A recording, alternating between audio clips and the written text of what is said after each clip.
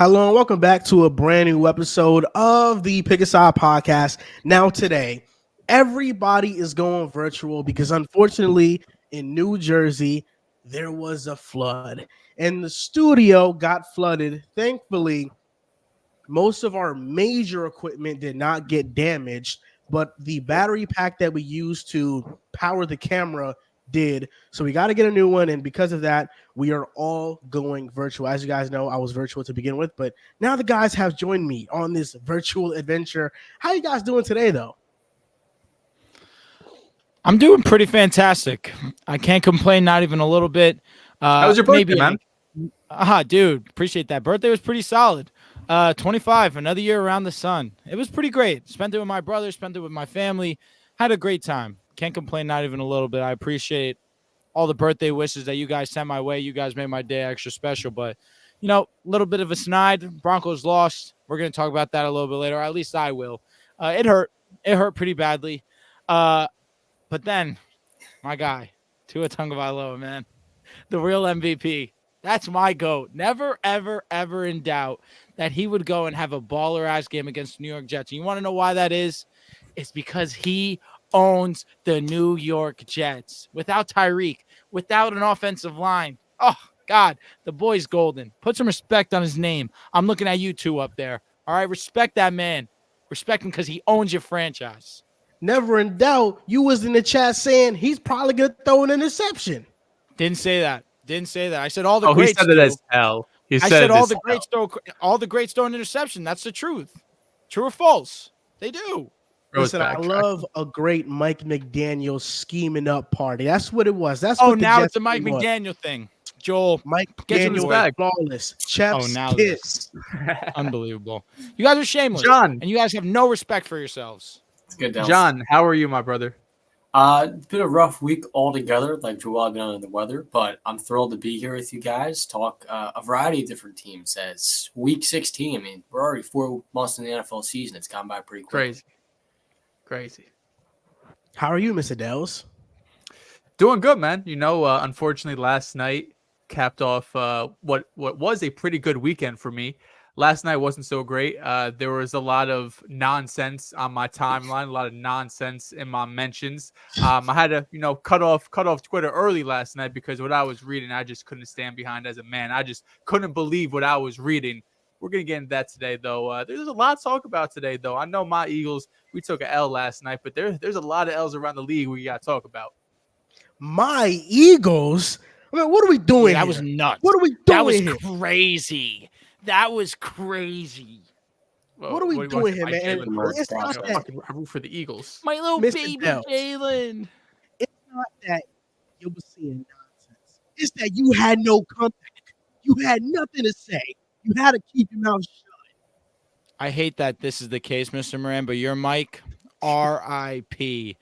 But at the same time, saying your Eagles definitely caught me by surprise. No ribs here. He said hold it down. I said I got you.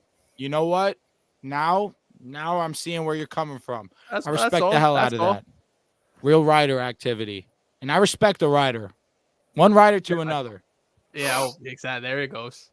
Okay. Now, before we get into the show, just a quick shout out to Prize Picks. As you guys know, we are partnered with them this month, and I'm cutting off Drew right now on the bottom. But you can use code PAS for a 100% deposit match up to $100. And I can't stress this enough, folks.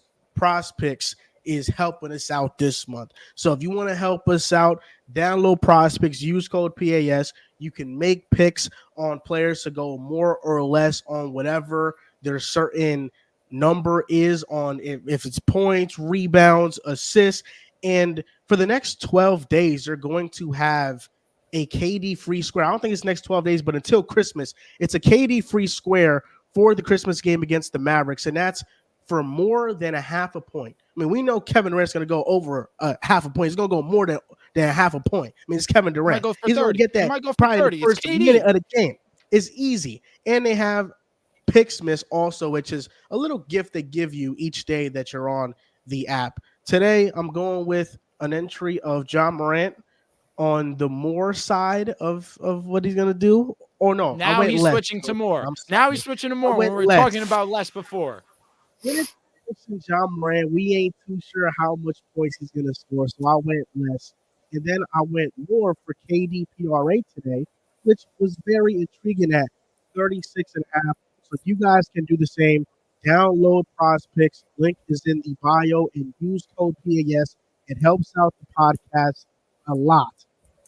Man, oh man. Well, before you move on, This mic Yep. is your mic is microphone cooked. You sound like you're underwater. in hell. This That occasionally being- sounds happens in this terrible. room, man. That being said, I could not agree more with this John Morant less selection for the idea. Hey, first game back, 25-game suspension. They're going to take it easy. They're going to get him. They're going to take his time getting back into the swing of things. They're going to need him quicker than he may have wanted. That being said, take it step by step, game by day. I'm thinking less in this situation, but going forward, we're definitely pro John Morant. He's going to have himself a great season for the rest of the year. Right now, how do I sound? You sound arguably worse. Like negative 50 dBs. When I would John's try to louder plug than in- you, when John's wow, louder that's than a you, statement. that's the issue. That's the I would issue. try to plug in your mic and plugging it back in before we had topic one. It should be resolved. That's an occasional issue on StreamYard.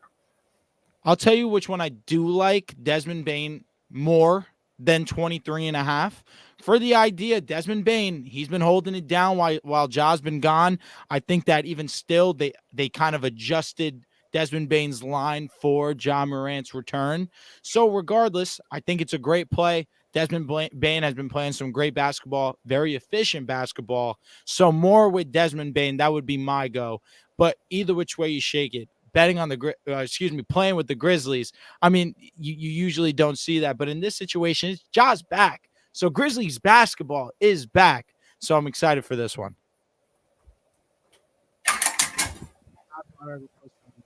Oh my God, we're cooked. This guy's What cooked. happened? He has no What idea what's going happened? on. It's his first time doing a podcast. Do I First time sound using lo- StreamYard. Low or loud? There we go. All right, Okay, now good, you're good, sounding good. a little Oh, better. we're back. Now you sound a little bit better. I'm sounding good now? You Oh, sound here like we that. go. We're back. Okay, we're back. It's about goddamn time. My goodness. On to the first topic of the show. Before we get on to the Eagles, because I know that's what you guys are dying to hear about. And by the way, if you're on YouTube right now, either watching after the fact or live right now, thumbs up for the new thumbnail that we put out. Let us know what you think about the new thumbnail, thinking about going with that style before. So let us know. Thumbs up or thumbs down for the new style of the thumbnail. Are the Bills the most dangerous team in the NFL? 8-6 record. They just beat the Cowboys 31-10. And Mr. Drew, I know that you're shaking in your boots right now because you support the Miami fraudulents. That's who you support. And the Bills are coming. They're coming in hot. And I'm thinking, there's a possibility that the Bills could sneak up on the Dolphins, win that AFC East. So I want to get your input first on the Buffalo Bills. How dangerous are they? Are they more dangerous than the Dolphins? A wise man once told me, he said, 3 men were coming, like the Bills. The Bills were coming. But you know what? The Dolphins are going to They're deflecting the come. Fuck out of here with that. The Miami Dolphins are going to be all right. You guys told me that this Jets game versus the Dolphins, it was a trap game. It wasn't even fucking close. This wasn't even a competition. The Dolphins start to finish absolutely waxed, y'all. Prayers to Zach. They said that it was a concussion, but then it wasn't a concussion. Now it's back to a concussion. Hope Zach's okay. Never want to see a player go down. But then you had to go back to Trevor Siemian. Yikes. It was always going to be an ass kicking with or without Zach Wilson. So am I worried about this? No. I will say the Buffalo Bills have been playing some solid football, no doubt. Waxing the Dallas Cowboys. I was not anticipating that. If I saw the Bills winning this game, I thought it'd be close because the Bills offense has been clicking on all cylinders. For them to get ran all over, for James Cook to be one of the stars of the week. My guy, James Cook, who I've been telling y'all about, y'all should have respected him coming out of college. He goes, and now he becomes a bit of a dual threat where we saw him finally unleash, gets over 20 touches, takes it for over 170 rushing. He could do no wrong against Dallas. And I've always stressed this when I've talked about the Buffalo Bills. You need a run game. It cannot be that Josh Allen is your best passer and he's your best rusher. Finally, they're unleashing James Cook, and now they're reaping the rewards where now he's a top 3 rusher in the NFL. And now we're starting to see the Buffalo Bills roll. This was their best performance all season long. Where if you want to look at that game versus Miami early in the season, that definitely was a clean game as well. But against Dallas, with the way that Dallas has been playing football, for them to stop them on all levels on the offense, and then stopping Dallas's offense, and then on the offensive side for Buffalo, Josh Allen kind of cruised to this. He said it himself. I got A on a project that I really didn't do anything for. James Cook was the offense, and you see what can happen when you get him going and you finally unleash him.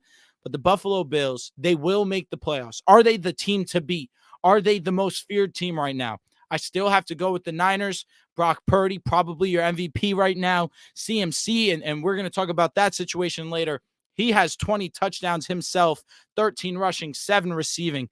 He's been all world. That Niners defense is scary. They're as close to a perfect team as it gets on all levels. The Niners have no holes. You have one of their, you mentioned it, Joel, in a tweet of yours. They're going to have near 7, 8 all-pro players. The Bills have been playing great. They're probably the hottest team in the AFC, either them or the Baltimore Ravens. But that being said, I still think the best team in the league and the team that should be favored to win it all should be the San Francisco 49ers. Yeah, I think that's fair. I think this question is probably better suited if we say the most dangerous team in the AFC, because the 49ers just look so dominant right now, offensively, defensively. They really can't miss, whether it's in the run game, the pass game, getting Chase Young, acquiring more pass rushers. But you look at this Bills team, you can make the argument that they're the best team in the AFC. I know what Baltimore doing has been fantastic so far, really from start to finish. But Josh Allen, to me, just feels like he's on another level right now. This offense, to me, feels like it's on another level right now. If you look at when Joe Brady took over, right, because, of course, Ken Dorsey, they let go of him right after that Broncos game. And you probably wouldn't think this, but up until week 11 with Ken Dorsey, they were actually number 1 in success rate in terms of running the ball. The issue was they were only running the ball about 25 times per game. Since Brady has taken over, they've dropped a bit in success rate down to 7th, but they're rushing the ball nearly 39 times per game. So it's been a much larger emphasis to get the run game going and, to Drew's point, get James Cook going. Because up until this point, James Cook has always been efficient on the ground, and you've seen flashes of explosiveness in the running back he could be, but they were always hesitant to give him the full workload, whether it was, Devin Singletary in years past or even earlier this season, not completely giving him the entire workload in terms of backfield targets and carries. He's still only playing around 50 to 60% of snaps, but when he's on the field, he's getting the ball a ton. And Dallas, we're going to talk about them a little bit later too, and kind of their struggles. But they got exposed on the ground game. That's their biggest weakness right now, is being able to stop the run. And even Joe Brady said it after the game that going into this game, they weren't expecting to have this type of success on the ground. Like, they were wanting to run the ball. Of course, they want to have a balanced attack, but they were not expecting this type of level of success. And I love the fact that Joe Brady didn't try to reinvent the wheel and said, this is working, let's keep doing it, because over these last 4 games, they're averaging near 30 points per game, 400 total yards. I mean, they're putting up some really impressive offensive numbers. Now, I don't think they're going to be this impressive on the ground all season long, but if you look at their offense, the teams they've beaten or nearly beat, I mean, they smoked the Dolphins earlier in the season. Drew could talk all he wants. I think they should have beat the Broncos. They played the game 100 times. They win 99 other times. Shoulda, woulda, fucking coulda. Beat the Eagles, beat the Chiefs on the road, and now they smoked the other hottest team in the NFL entering this week, the Dallas Cowboys, and that game was really over from the first quarter. I mean, Dallas really struggled to move the ball consistently, and Buffalo had its way all game long. So Buffalo is getting hot at the right time. They have a path to win the division because they play Miami one more time, and Miami's got a couple of tough games coming up. They got Baltimore, Buffalo, like I mentioned. So there's a world where they could take that division. And if Miami has to go to Buffalo in the playoffs, I don't feel as confident in them winning unless it was the other way around, where Buffalo has traveled to Miami. Then I feel like that home field advantage really comes into play. I think you hit on it, Dehls. This feels like the most complete version of the Bills we've almost ever seen offensively in the Josh Allen era. Right now, they're top 6 in yards per carry, top 6 rushing touchdowns, and top 6 in rushing yards. And with Joe Brady, I felt like he did a fantastic job against that Cowboys defense, moving around James Cook in the backfield. And altogether, he's not just a great rusher, he's a very good receiving back. And so for Josh Allen to be as good as he is in the red zone, if you can just get there consistently, which the Bills do as well as anybody, getting into the red zone, I feel like this offense can beat any team, including Kansas City or Baltimore. And to me, all it really comes down to is their defense, because the offense has never been the issue to me with the Bills. It's always been the postseason, what's supposed to be the very best, usually falls off a very steep cliff. And today, they've got Daquan Jones coming back off IR. They lost in week 5, I think, versus the Jaguars. They also lost Matt Milano in that matchup. It's not going to be the defense you'd hope, because they're missing a couple of key players, obviously. But they get Daquan Jones back in the middle is a very good start. And I think altogether with their coaching, if the defense can just be average opposed to abysmal in the postseason, this team should be a top 2 contender in the AFC. I trust them more in the Ravens, and I'll be honest with you. Baltimore's been a better team this year. Oh, I wonder why, John. Paul, I trust Buffalo a whole lot more in the playoff crucible, personally, because I haven't seen nothing with the Ravens. And up until I really do, with everything coming together, I'd rather lean with the team and the Bills. You failed to mention the Dolphins, too. I mean, of course, we trust the Buffalo Bills more than the Miami Dolphins. I mean, who are we kidding? Why is that? Why is that? If we take a poll of 1 million people in the United States right now, I think 999,999,999 would pick the Bills to just be better in the playoffs, honestly. And you know why it is, Drew. You know why. It's because, it comes down to quarterback a lot of the times in the playoffs. And, one team has a far better quarterback. I mean, it's not really much of a debate. Far better. The team down in Miami, I mean, you don't really trust him. Certain weather circumstances can change how he plays the game. That's not Josh Allen, baby. That's not Josh Allen. Mr. Dehls, you mentioned something interesting about the EPA per play. And I think what people fail to realize sometimes when it comes to EPA per play EPA merchants is EPA does measure estimated points added. While it's a great stat and a great advanced stat, it is a hypothetical stat. Sometimes your results on EPA don't equal the results in terms of yardage or actual points scored, because it's an estimate. And that's what the stat is. But you look at the EPA per play stats, weeks 1 through 10, second in rush EPA, first in success rate. They were averaging 116.5 yards per game. Weeks after 11, since firing Ken Dorsey, they've been 7th in rush EPA, 7th in success rate. You could say that's a downgrade, but they're averaging 171.75 yards per game. So they're averaging over 60 yards more per game.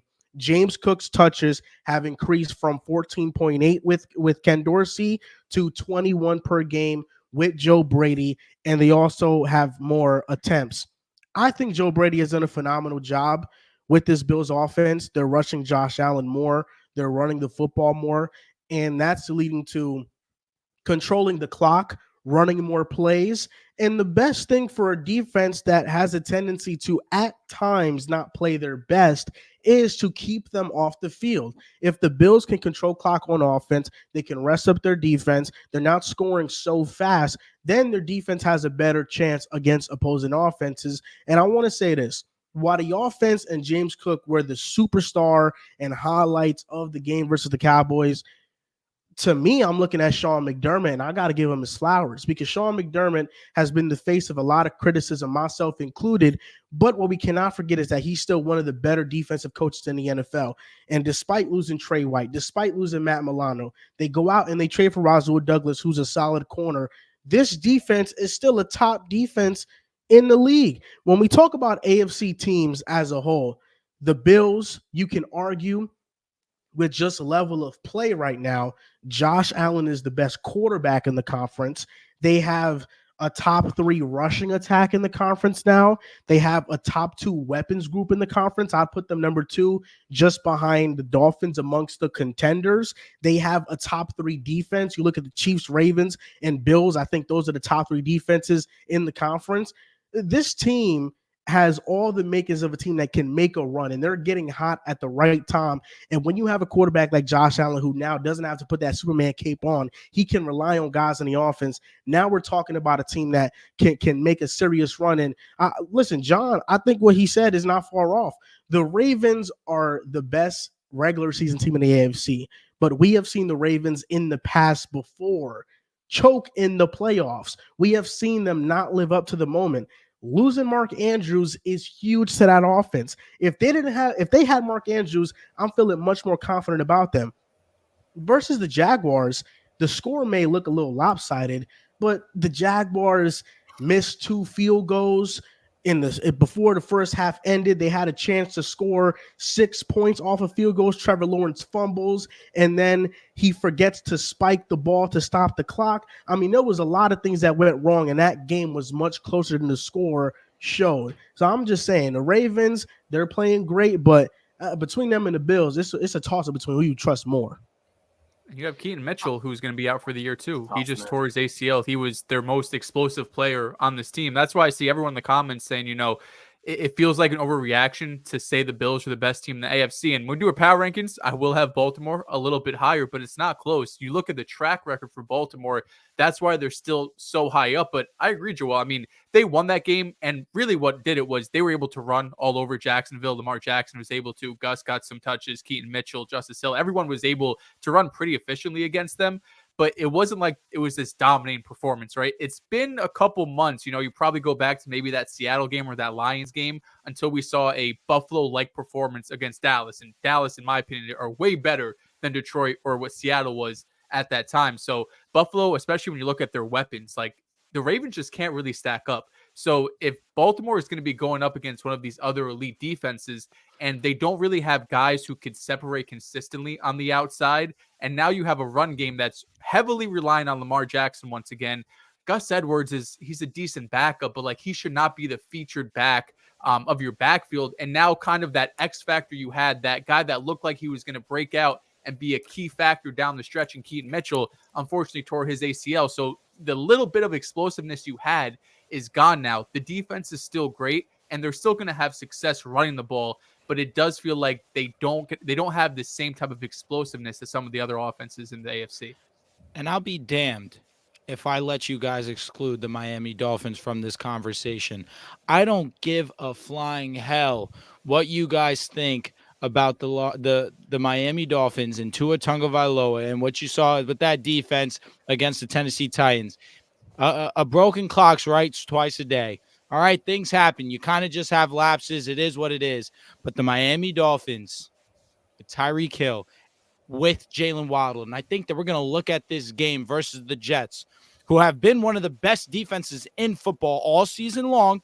Again, you guys told me it was a trap game. Tua should not have played as near perfect as a game as he should have, especially without Tyreek Hill. But again, I digress. I think that we'll look at this game and it'll be a positive for the Dolphins offense moving forward because Jalen Waddle finally got his due diligence in this offense. Without Tyreek Hill, they weren't so reliant on his speed and his chase of 2,000 yards so that now we can start to get other people incorporated into this offense. We've been waiting for Jalen Waddle's arrival. I think that now that we saw it versus the Jets, we'll start to see both Tyreek and Waddle start to be the focal points of this passing attack like we saw last season. But we'll be looking at this one as the time where, hey, McDaniel figured it out. Let's get Waddle incorporated because we know we are a better football team when he's got the ball in his hands.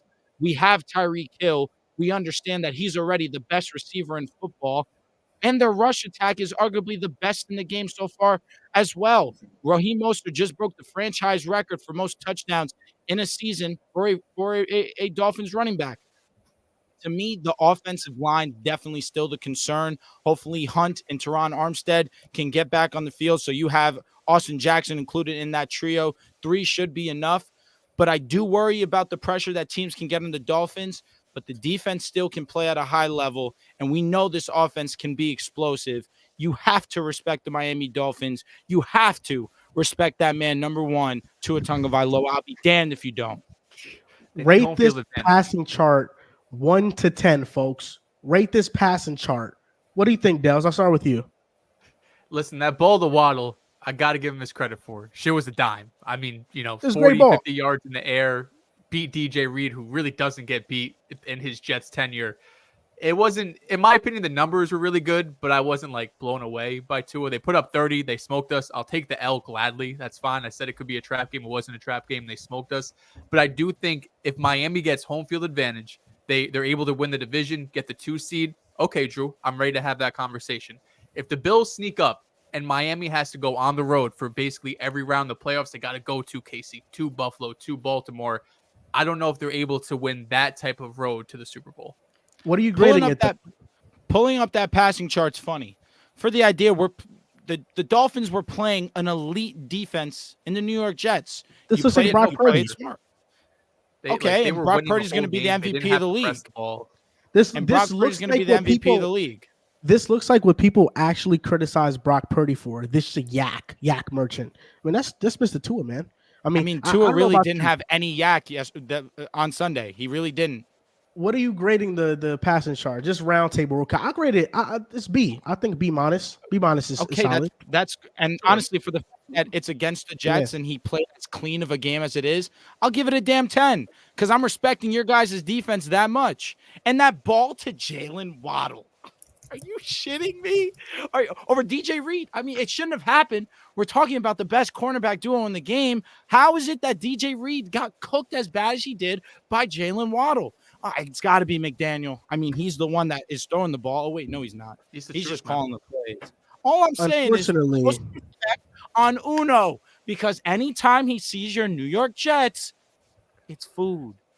Unfortunately, the Jets defense, after all they've been through with the hell of the offense that it is right now, they're lifeless, man. They're unmotivated anymore. Oh, God. Team's going to get something. I mean, my goodness. I felt bad for the defense. Yeah, I'll give you that. The Jalen Waddle ball was nice, but anything else, let's just be honest about what the Dolphins are, okay? Let's just be honest. Let's have an honest conversation. I'm excited. To all the viewers out there that are watching this stream right now, let's tell the truth about the Dolphins. Let's actually break it down.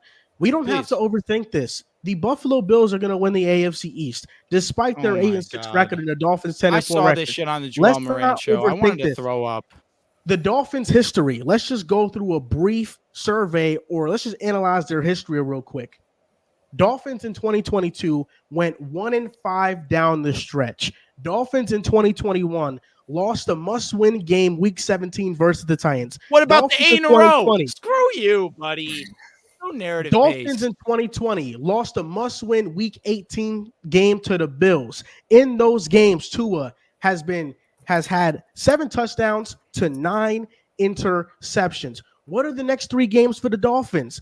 The Cowboys at home, the Ravens on the road, the Bills at home. They will, at best, go 1-2 in the next 2 games. In the 2 games, they're going to lose. Probably the Ravens, probably the Bills. Okay. And when they lose that Week 18 game with the Bills on their 5-game win streak on the road to the playoffs, because, they done beat the Chiefs. They done beat the Cowboys. They're going to beat the Chargers. They're going to beat the Patriots, and then they're going to beat the Dolphins and win the division and get home field advantage. And we're going to be looking at this as another Dolphins collapse of the season like it's happened for the last 3 seasons. Mm-hmm. You want to talk about collapses? Look at the Buffalo Bills history, right? That's just the nature of their franchise, just collapsing in the biggest moments. You look at last year, you look at the year before that, or the year before that when they were in the AFC Championship game as well. Of course, 4-year run of going to the Super Bowl and just coming up short, not winning a single one. That's just the history of the Buffalo Bills. If that's what you want to go on and that's the wave that you want to ride, hey, have fun. I'll ride over there in Miami where the weather's nice. The thing with the Bills is that the drink might spill on them in the club, but they could get inside. The Dolphins ain't get inside the club yet. They ain't get inside. Gotta spit. It's funny because with a backup quarterback, Joel, with a backup, they almost won. They did almost win. Mike McDaniel, masterclass. What can I say? He's such a and great now you're coach, telling me man. I get a Double potential M's, MVP. baby. I get a potential MVP in Tua. Now going up against this Buffalo Bills, I'm not going to say I'm not worried about the pass rush. I am. That pass rush from the Bills can make it a tough day for the Miami Dolphins. I agree. But we just got to be smart. Hit the check downs like we did against the New York Jets. We should be fine. We should be fine. John, I'm not worried. Mr. John, you got to do something about the clicking on the keyboard thing. My goodness. I've heard it like 3 times. Well, you know what? I haven't heard it once. I'm looking at the numbers, and I think you're really critical of Miami, Joel. First, the Jets win 30-point blowout. I don't think it's that big of a deal as passing chart because the game was not close in the second quarter. But Miami, for the first time, has a top 2 rushing offense they can rely on. Even with the offensive line injuries, the play calling can open up many advantages similar to what we see with the 49ers. And so I think there are some limitations with the Dolphins. I think their floor defensively is lower than the Bills, and I think their floor offensively is also lower than Buffalo. But their ceiling's up there at those top 3 or 4 teams. And quite frankly, like the Ravens, like the Bills, they've hit the injury bug. They've had a couple up front. But I think you're a little bit too critical of this team, quite frankly. And that's why you're hearing the clicking on the keyboard, because I think you're being a little bit unfair to Miami here. Watch them lose the next 2 of 3 games. Watch them. All right, let's see what happens. And then what And then happens when they to go me and win on your 2 in a row? keyboard with all them stats. No, talk to me, Joel. What happens when the Miami Dolphins beat your Dallas Cowboys, the Super Bowl champion Dallas Cowboys? And what happens when the Miami Dolphins go and beat the number 1 seeded Baltimore Ravens and secure the number 1 seed for themselves? What happens then? What are we talking about then? I can't even imagine a reality where all that exists because it won't happen. I don't spend my time just like it wouldn't happen that Tua would be an happen. MVP candidate. Just like it wouldn't happen that he wouldn't be an MVP candidate. But we're here. Stop playing. Stop playing with us. All right. You got a nice looking hat there, but we know that Tua is not going to be MVP. We know that. You're right. It's going to go to your other favorite quarterback, Brock Purdy, and I know that's going to be a cold day in hell for you. I love it. Yes, let's go. I love it. I love the underdog story. There's a lot of pain behind that mask. We'll talk about Brock Purdy later on because we're going to talk about who's the real MVP of the 49ers. Mr. Dehls, don't think I forgot about you, man. What's up? Concern level for the Eagles, the Cowboys. Let me get your take on it first. We all know what the answer should be. We all know it. But are you willing to admit it, Dehls? First of all, before I even get started, you were so disrespectful on Twitter last night. I almost threw up. You almost made me delete this damn app calling Jalen Hurts a one-year wonder. First of all, I need you to put some damn respect on his name before you start putting some asinine comments out there on the world because you got thousands of people following you and they're going to start believing this shit. This just straight up just lies on Twitter we're throwing out on Jalen Hurts' name. Listen, the Cowboys and the Eagles, do I feel great about either of their Super Bowl aspirations? Not at all. I think both these teams have some serious holes, and the 49ers just look so damn good that even if they didn't have those holes, I still feel like the 49ers would be able to go and beat either of those teams, whether they're home or away. That's how damn good they look. But we can start with the Eagles. First off, I just want Eagles fans to relax a bit. I have them all in my mentions, all on Twitter, saying how either it's Jalen Hurts is a bum, this team can't figure it out, the season's over. You're 10-4. Your last 3 games are against the Giants, the Cardinals, and the Giants. You could go 13-4, and you would still win the division because it goes to like the 5th tiebreaker between them and the Cowboys. I think it goes to strength of schedule eventually. They have the Cowboys beat out. And for all of the Jalen Hurts hate out there, he's had a terrible 3-game stretch. I'm there. I'm here. I'm fighting through it. It's not just on Jalen Hurts. I do think the play calling is suspicious at times, but I'm not going to sit here and just deflect all criticism from him. He hasn't been good these last 3 games. He had a chance to win the game last night. He threw a jump ball to A.J. Brown when he was double teamed, although Love made a great play on the ball. Don't know if that's the spot you take the chance there when you really only need about 20 yards to get in field goal range for Jake Elliott. He had another interception, which should it be a PI? Maybe, but regardless, still was a bit underthrown. He had a fumble. Or am I thinking about the Dallas game? But he had multiple mistakes in this game that it's not on play calling, it's not on offensive line, it's not on receivers, it's on Jalen Hurts, and he has to be better there. But if you look at these first 11 games, because these last 3 games have been terrible, I just don't want people to throw out what he did. He had 29 touchdowns, a 95 passer rating, which would be top 10 right now, complete nearly 68% of his passes, 30 completion percentage over expectation, 7th in EPA per play, did have 14 turnovers. We know we discussed that, but we also discussed that in saying Josh Allen has a ton of turnovers. Jalen Hurts has a ton of turnovers, but when you're a playmaker, we don't really care. Like, it's okay. You're going to have turnovers. We don't want you to have dumb-headed turnovers where it's just you make stupid mistakes. But if you're being aggressive, throwing the ball down the field, it's okay. You could have some turnovers. They were 10-1. They beat some good teams. Now they go on this 3-game skid. But I do think this 3-game skid has opened up some real mistakes and worries for the Philadelphia Eagles. We knew the defense wasn't good enough. It's shown that throughout these 3 games. They did a decent job against Seattle. I feel like they dominated Seattle most of the game, but Drew Lock went and had a masterclass 90-yard drive in under 90 seconds, had some big time throws. I mean, DK catches the ball on his leg, then another one in double coverage on the sideline. Then JSN makes one of the best catches when it's just like on the back side of the football, right in between his hands. Drew Lock went out there and was fantastic. So the defense, although let up 20 points, that last spot was terrible. But the offense has to be better than this. This is Seattle defense that I know they were home. They have the 12th man. I don't care that Jalen Hurts is sick. This is a game where you have back-to-back embarrassing losses that you need to go out there and win.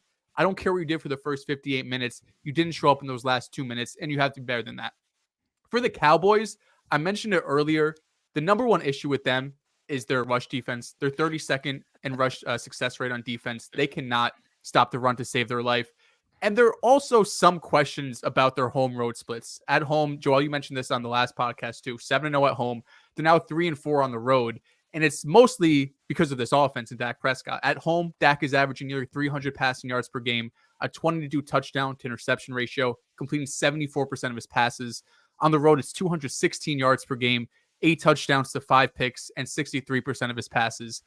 I'm not sure what the exact reason is. I know there's a lot of changes at the line of scrimmage they make. Dak has a lot of checks, a lot of different reads he could go through. It could be the noise at the, respective stadiums that he has the crowd in his favor at Dallas. That could have something to do with it. Of course, being inside in a dome is always going to favor the pass-happy team, and Dallas has been one of the most successful passing offenses in the league, so they have that advantage too.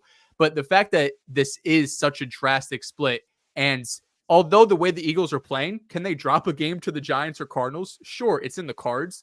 But if they are able to win out, Dallas is looking at a road trip to the Super Bowl, whether that's going to be, in Philly, in San Francisco, Detroit, whoever wins the South, they will be having to go on the road. And it may be a bit different, and they luck out and they get Detroit in a dome, maybe not so bad weather. But I do think that these home road splits are concerning for the offense. Then defensively, of course, you have the rush defense mistakes. But I think both of these teams, at one point in the season, we were both looking at Super Bowl contenders. But the Niners are so damn good right now that these mistakes feel like too much to overcome for both teams. The concern level for the Eagles is much higher than for the Cowboys. For the simple fact is their defense is terrible. The back end can't hold up. James Bradbury is one of the worst corners in football right now. You saw in the last play of the most meaningful drive for the Seahawks, they targeted him with JSN, a rookie receiver, and they just trusted JSN to win that matchup. Drew Lock threw it and left Bradbury in the dust. James Bradbury has been terrible. Big play slay. I still respect him. I think he's dropped off a little bit this year, but he's still a good corner. They just cannot hold up on the back end. It doesn't matter who they face. Offensively, you can count on that given offense to have their way with this Eagles defense. But the other concern is that their star quarterback isn't playing out well. And listen, at some point, I'm not the biggest fan of Brian Johnson, but at some point, it got to be more than a play call. And we can't keep pointing fingers at Brian Johnson, at A.J. Brown for being a diva, at the offensive line or the running game. At some point, some fingers got to be pointed at Jalen Hurts, because I look at how he's playing. The offensive line is fine. I mean, what more does Jalen Hurts needs? He has 2 great receivers. One receiver who's a top 5 receiver. He has a great tight end. He has one of the league's best offensive lines that has a serviceable running game. The running game isn't the most consistent, but it's still top 10 in yards gained per game. So what else does he need? I look at Jalen Hurts, and I feel like the decision-making from last season, it has regressed. The pocket presence from last season has regressed. He's bailing out of pockets. Nick Bosa said it. We gave teams the blueprint on how to neutralize Jalen Hurts, and all they got to do is follow.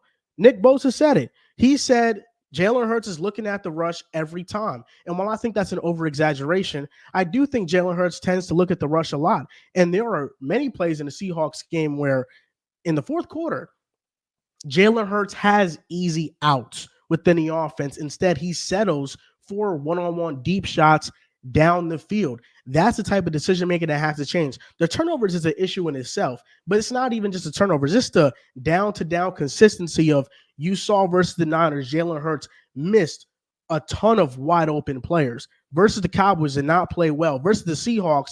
Same thing, to the point where you have A.J. Brown commenting back to Eagles fans saying that whenever things are going right, you guys are happy, but when things are going wrong, his character is in question. And the reason why Eagles fans have questioned his character is because they refuse to put blame on the quarterback of the team. The Eagles' concern level is much higher. I want to let you in on a little secret, Mr. Dehls. In this time that I've been friends with you, a little over 2 years, I found some things out about you, buddy. One of the things I found out that was a very useful piece of information is that once you get a player's jersey, that player suddenly falls off. Our biggest fan, Santos, hit me up one day and said, what would be a great jersey for Dehls? And me, being the mastermind I am, said, get him Jalen Hurts. Because I know once he gets that Jalen Hurts jersey, the drop-off about to be steep. And don't you have that Jalen Hurts jersey? Did you not wear it on Halloween, Mr. Dehls? I did. I was Jalen Hurts for Halloween. Do you see the resemblance? And when has his biggest drop-off come from? It's been after Halloween. You could say, Dehls, I had this planned all along. I knew what was going to happen. I was just waiting, baby. It took a couple months, to be fair. I got it. The KC win, I didn't hear shit. The Buffalo win, I didn't hear shit. My guy's been struggling. It's fine. Listen, Joel, get your jokes in. Everyone Twitter, get your jokes in. I know how Philly's going to respond. They're going to be in the playoffs. They're going to win a playoff game. Jalen Hurts is going to look great again. And everyone's just going to forget that they even tweeted all this out. It's fun. Have your moments. It's been damn near 2 years that anyone could really rag on Jalen Hurts or Philly. So I'm happy everyone's getting their jokes out now. See who's laughing last. I got to say, man, if I was you, Joel, I would have came up here and milked the shit. Hey, he's got the flu. Just not feeling good. Didn't feel great. It showed in his game. I would have came up here and lied my ass off or used that excuse to the fullest. Because at the same time, we just saw him play his worst game of the season. I thought he didn't play great against Dallas by any means, or the Niners for that matter of fact. But going up against the Seahawks, a defense that has been pretty damn forgiving, for you to go out there and lay the dud that you did was pretty disappointing. Yes, he is sick. I'm going to use that as a reason as to why he didn't play that great. Also, at the same time, there were definitely some decisions that Jalen made that I was not the biggest supporter of. That deep ball to Quez Watkins, I didn't hate. I thought it was fine. You take your shot. Did it suck you got intercepted? Absolutely. The one to end the game, that was a little egregious. You need to get into field goal range to win the game. Taking a shot there was unnecessary. That I thought was a huge mistake in its own right. But at the same time, it's not great right now if you're a believer in the Philadelphia Eagles. The offense these last 3 games has been extremely lackluster. The defense all season long has been disappointing. And I'm not looking at the defense as the reason they lost yesterday to the Seattle Seahawks. They only gave up, 19, 20 points? How can we look at the defense yesterday? Yeah, it was a 10-play, 90-yard drive to end the game. That's pretty disappointing. You definitely would have liked a different result. But all game long, they did a decent job, albeit against a backup Drew Lock. We saw Ken Walker have himself a solid ball game, but it had to be on Jalen Hurts and the offense to go out there and execute against Seattle, and they failed to do so. I'm definitely more concerned about the Philadelphia Eagles for the idea that Dak Prescott, CeeDee Lamb, they should be all right. Tony Pollard's been great. Their defense for the majority has been solid. They got exposed in the run game, and I think that with these next slate of games coming up where they have to see Miami, Devon Achane, Raheem Mostert, that's definitely going to be something that I'm looking up in that matchup. But with the Eagles right now getting handled by the Niners, getting handled by the Cowboys, and losing to Seattle, who just seemingly has Philadelphia's number, in the way that they did, it's all about the fashion of how they lost those games. That's why I'm concerned about Philadelphia. Jalen needs to be better. I do find it funny whenever they bring up Jalen's stats, they only bring up his passing touchdowns. He only has 19 touchdowns to his 12 interceptions. What about the other 14 rushing touchdowns that he's going to end up setting an NFL record for? To me, I feel like it's imperative you mention that all touchdowns matter. Funny enough, it is pretty fucking funny that DeAndre Swift just happens to fall at the 2-yard line every single game at least once. It's poetic. It is pretty funny. But at the same time, Joel, you are cursed. And it is crazy that Joel had to come out here and expose it, but the real have always known. You having that Jalen Hurts jersey was the writing on the wall, and I should have saw it coming sooner than it did. But my God, how can I be in on the Eagles? How can I be in on the Eagles when you own a Jalen Hurts jersey and the history of you and jerseys is what it is? Look at Le'Veon. Look at Elijah. Jason Tatum in the finals. And now here we are with Jalen Hurts. Joel, you're the problem. You're the problem here. Last year, my brother. Oh, last year, I guess. Okay. And you guys lost. So we have all Jets players, and we have Tatum, or I guess maybe rolled his ankle in Game 7. Rolled his ankle because of you. Yes, it is because of you, sadly. What do you think, John? What do you think about these Cowboys, these Eagles? Come on, John. What do you think, John? In the Super Bowl? Well, to start off with the Eagles, because I'm not really too worried about Dallas this year. Eagles. I think the problem with Philadelphia is that people put them on a pedestal too soon after last year's playoff run. And so now that they've lost a couple of these really tight games, it feels like the world's been crashing. But these issues have been prevalent all year long, dating back to them barely being the Commanders and Patriots early in the year. But to me, what it's always come down to is losing Shane Steichen might have been the biggest loss this entire offseason, because the Eagles' offense last year was really simplistic for Hurts in the RPO game, and there wasn't as much processing. And I mean, a great example would be the last play of the game.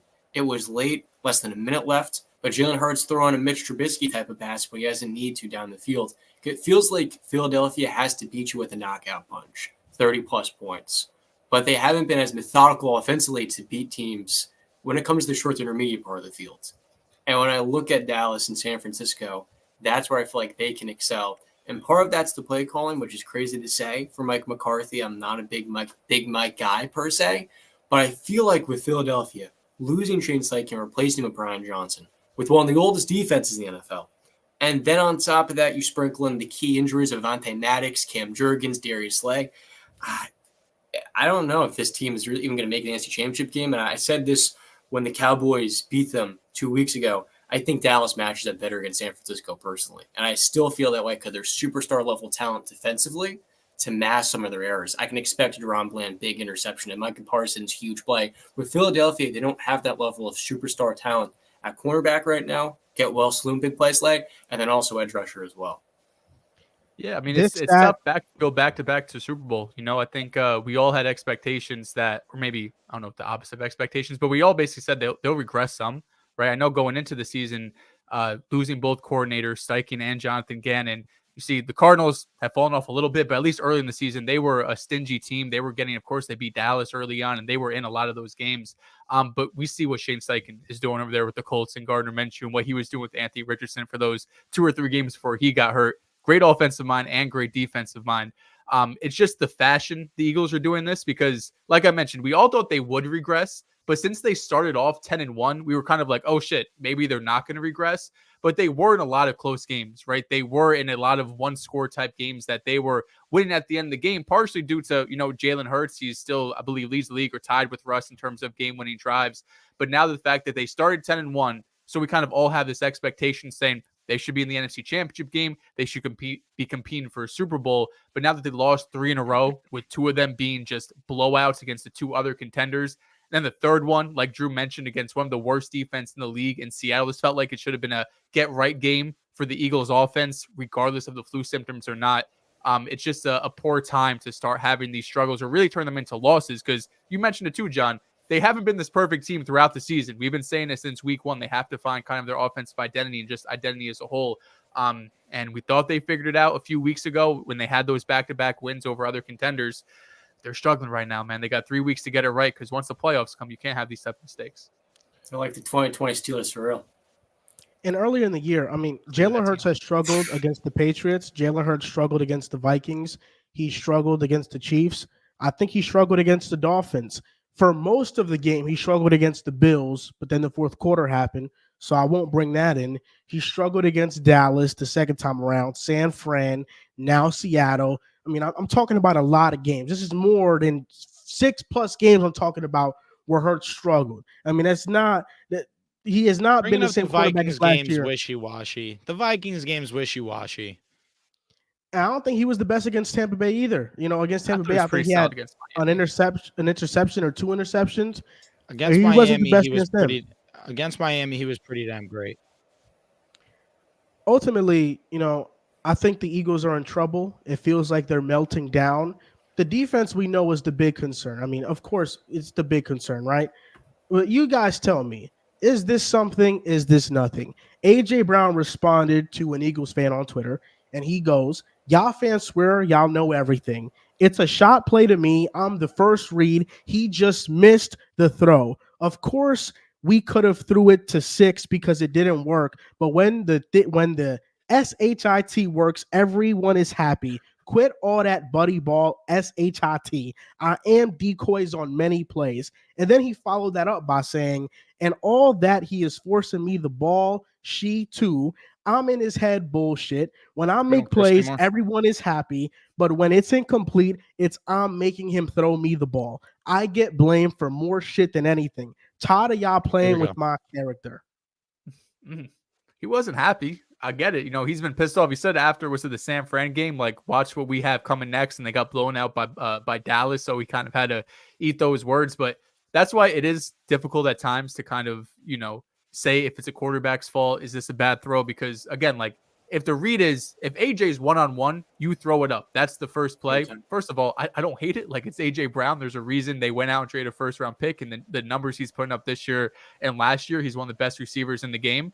But I get what he's saying because, it doesn't just fall on Jalen Hurts, but we saw the, quote unquote incidents argument, whatever you want to call it, at the beginning of the season. Was that against the Commanders early in the year when him and AJ and Jalen Hurts get into it. And then Minnesota. Whenever he has like poor games, Minnesota, thank you. And then right after that, he goes on this crazy streak. It's kind of cooled off since then. We've seen Smitty get more involved. AJ Brown, though, he's always been a pretty expressive guy, like even when he was in Tennessee. But of course, losing 3 games in a row, you're going to have comments like this. You saw Jalen Hurts say it out in the press game, say that I don't know how committed we are. When you lose 3 games in a row and you have the type of aspirations that the Eagles do, which is to win a Super Bowl every single year, there's going to be frustration. So I'm not shocked that he went out on Twitter and said that. He was pissed.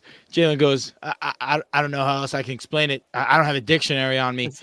I was like, oh, goodness gracious. Jalen is not happy. But I'm fine with AJ saying this. I'm more than okay with this. You're trying to explain to the casual fan, hey, you don't know what the play call is. I'm the number one guy in this situation. He's trying to throw me the ball. Maybe the wording of he missed the throw can seem a little strong. Not going to disagree. He did miss the throw, but he also missed the read. He should have saw that, okay, it's the pretty tight coverage. I know I've hit this throw in the past, but hey, Smitty's right there. He can get a nice chunk play. Let me hit Smitty. Let's just keep the chains moving. It's sometimes about simplifying an offense, which is why every segment's going to relate back to my guy, number 1. But in this game versus the Jets, I'm fine with you taking the checkdowns, the intermediates, or a Brock Purdy, same way, because the goal is to just keep moving the sticks. Not everything needs to be a chunk play. Hit the guy underneath, let him make some yards have some yards after the catch, and just go on to the next play. Not everything has to be a big play. I know that you're trying to have these big plays to get yourself out of the rut. Sometimes you're pressing a little bit too much. It seems as if that's what's happening with the Philadelphia Eagles and Jalen Hurts.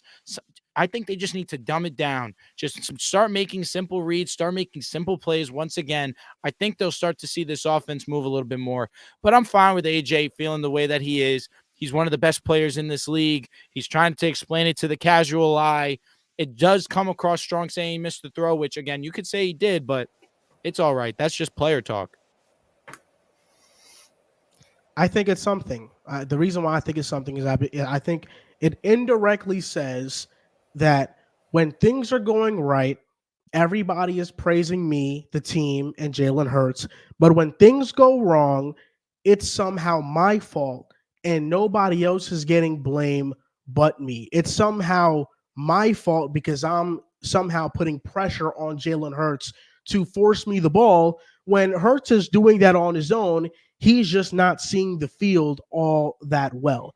And this type of comment is pretty alarming from his best player to say that. I think it is something. It says a lot more than anything to me about the way the offense is kind of designed. And there's a stat out there that on play action dropbacks this year, going into last night, Jalen Hurts had 10 total targets this season. That's 15 games over the middle of the fields. And like as a Steeler fan, like it reminds me of the Matt Canada Expressway. This is how we run offense, like it's 1943, and we're not utilizing the middle of the field. But what does A.J. Brown do so well? It's crossing routes. It's those quick hitting plays where he can turn up 70 yards down the field. I think that is the element. If they can lean into that more, that they could become a top 2 or 3 offense, and it can solve being a 27th ranked defense. But will that come this season? I'm not quite sure. I don't know. We all know the 49ers are the best team in the NFL. Right now, they have the leading MVP candidate, Brock Purdy, odds-on favorite to win it, minus 200 now. It's pretty much Vegas is saying he's the lock to win it. But there are people across the league that think it should be Christian McCaffrey. There are fans across the league that think it should be Christian McCaffrey. In the past week, George Kittle has said he would give the MVP to Christian McCaffrey. Tom Brady just came out and said that CMC would be the leading candidate for him. So I'm going to ask you guys, round table, Brock Purdy or CMC, who should be the MVP of the league? I feel like you have to go with the quarterback. I understand, and listen, I'm a McCaffrey fan. I understand that he is a generational talent at the running back position. He is one of one. Number 1 in yards, and then you go and you look at how amazing he is as a receiving back himself. 13 rushing touchdowns, 7 receiving touchdowns. He's a great blocker. He can do everything on a football field at the highest of levels. We understand the impact that he has on this offense. But without Brock, I just feel like we don't even have a conversation like this, where Brock's number 1 in almost every category in advanced statistics, right at the top of the list. We're talking about Brock Purdy. His team's number 1 in the NFL. His team's already clinched a playoff spot, probably will be the number 1 seed in the NFC. It's just all boding to the fact that Brock Purdy is going to be your MVP, where he's the quarterback of the team. It's the most valuable position in football. I think that CMC is going to be in strong contention for Offensive Player of the Year. That seems to be the award that we've given to the skill position players. Like Tyreek Hill could be in this conversation. Of course, last year, Jettas, the year before that, a Cooper Kupp. It seems to be their award to win there. But for the most valuable player, we know that there's no one more valuable to an offense, to a team, than the quarterback. They have to worry about offensive line. They have to know what routes that their wide receivers are running. They have to know what defenses they're going up against. It's time management on top of everything. There's so much that goes into playing quarterback that you have to, especially when Brock Purdy's playing at this level. Whether you want to look at yards after the catch as a big knock to Brock Purdy, you want to use a knock that his receivers are wide open and he's just hitting wide open guys. I say this consistently. Last year, Mahomes was by far and away the most valuable player by the end of the season. Who was number 1 at the end of the year in yards after the catch? The Kansas City Chiefs. It's not a knock to take the smart play. Tom Brady, the last few years of his career, made a living off that check down. It's fine to move the sticks and be one of the most efficient offenses by just taking the easy, smart play. Brock continues to do that. He is one of the most efficient quarterbacks in the league. He's probably going to finish with 35 touchdowns. That's just a trajectory that he's on. He's been amazing. He deserves to be the MVP. I have no problem if someone wants to say McCaffrey is too. That's fine. He's an elite talent. But the quarterback just means more to the game of football. Brock Purdy should be and will be the MVP. Riv cooked with that all-pro statement as his overreaction. That's all I'm going to say. God damn, he went crazy. That 35 touchdowns, he was right on the mark too. Maybe it's that 30+. I think it's Brock Purdy too. Christian McCaffrey, he has the case, of course. Number 1 yards from scrimmage by nearly 300 yards. 20 touchdowns is tied for the league lead with Raheem Mostert. The one game he gets banged up in against Cleveland, they lost 3 games this year. Of course, they went a little 3-game losing streak, but that game against Cleveland, he was obviously missed too. And when you look back in the history in terms of MVPs, the last non-quarterback to win it was Adrian Peterson. And he was great that year, but it was also the story behind it. Tears his whole knee, his ACL, his MCL, December the previous year. And this is, a decade plus ago, where a torn ACL doesn't mean that you're coming back week 1. Now, if you tear your ACL in December, there's still a good chance you're going to miss part of next season, let alone in 2012. It was almost a guarantee. The fact that he came back in that next season and was the best running back in football by far, probably the best player in football, wins the MVP.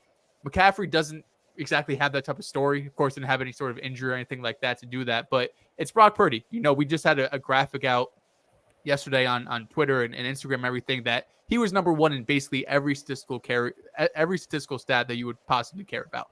He has the numbers, and I think for a long time, it was always the eye test for people. And I mentioned this on the Fantasy Reaction 2 nights ago that Brock Purdy's a good quarterback. Like, it's okay that the weapons are phenomenal. It's okay that Kyle Shanahan is one of the best coaches, one of the best offensive minds in the NFL. But Brock Purdy's out there playing his ass off. Like, he's executing the game plan and the offense to probably the highest level we've seen the San Francisco offense operate at. They're averaging over 6, nearly 7 yards per play, which is top 10 in NFL history. The offense has been legitimately one of the best offenses we have seen in recent years. When you think about how great Deebo Samuel has been, Brandon Ayuk, George Kittle, CMC, and at the head of that snake, Brock Purdy. Does he have some touchdowns like we saw this previous game against Arizona where Deebo Samuel, Arizona just forgets to cover him and it's a walk-in touchdown? Of course, but can I take away that because either the defense has a blown coverage or Kyle Shanahan just draws up something great that gets an open receiver? It doesn't feel right taking that away from Brock Purdy when he's out there just executing the game plan. And I've seen him multiple times this year play at a high level. I've seen him escape the pocket, make throws on the run, make throws with pressure in his face, layer in throws, throw into anticipation. Does he have as many highlight throws as Josh Allen this year? No, probably not. Is he running over people like Jalen Hurts and having, 15 rushing touchdowns? No, he doesn't. But he's playing quarterback at a very high level. I think there's no debate. He's been playing at a top 10 level this season. You do take a bit into account the offensive system and weapons and everything, but he's elevating this offense. I don't think you put Sam Darnold in there and they're putting up these type of numbers. Joel, I'm sorry to burst your bubble there. I don't think that's the case in this situation. Brock Purdy's been playing really well. He deserves MVP, and I think it's fair that he's the favorite right now. I think they'd still be clearly a top 5 offense with Sam Darnold. They were a top 3 offense for years with Jimmy Garoppolo. Jimmy Garoppolo, if you look at his EPA per play in the last 20 years, he is a top 10 quarterback in terms of EPA per play. I mean, Shanahan has done a lot with quarterbacks that really have not been the most talented. You look at Jimmy Garoppolo. Before that, you look at Nick Mullins, who I think Drew mentioned this stat not too long ago about his first 5-6 starts had the most passing yards ever of I don't know. And that was without the plethora of weapons that they had at the point. They didn't have the same weapons they have right now. Listen, I think Brock Purdy is a good quarterback. I also think that we're not going to know the truth about how good Brock Purdy is until some years now when he might not have this amount of talent because we don't know how he will look. I think it's similar to the Jimmy Garoppolo situation. Until he left San Francisco, that's when we kind of realized, okay, this guy's actually not really good.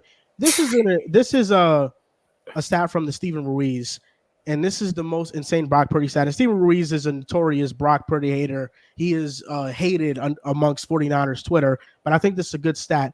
If you take out all of his throws beyond the line of scrimmage, he'd still lead the NFL in yards per attempt and EPA per drop back. On throws, he's averaging 8.8 yards per attempt and 0.38 EPA on throws of 0 air yards or less, which means on throws where Brock Purdy's just throwing a simple screen pass or a check down. He's getting 9 yards, which is damn near a first down.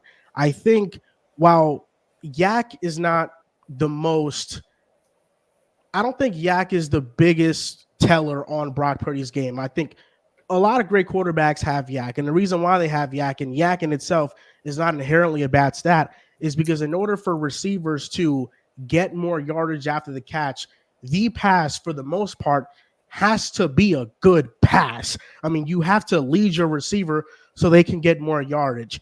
I think something that you can't really see or tell is the fact that down the field, Shanahan is dialing up a lot of wide open receivers. And I don't think it's a knock on Brock Purdy to say that, where this offense across the field, it's easy pick 'em. Shanahan has really, he's the best offensive mind in football right now, in my opinion.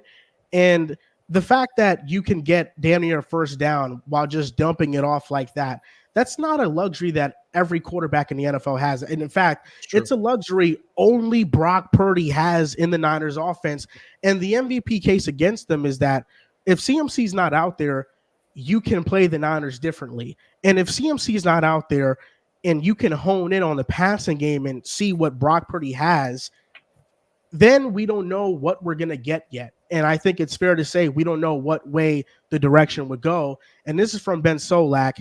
Purdy's explosive play rate, 20-plus yards, is 14.5%. It's second only to 2013 Michael Vick for a single-season explosive play rate since 2000. But on explosive plays, Purdy is averaging 15.4 air yards per attempt. That is 683rd among 778 seasons since 2000.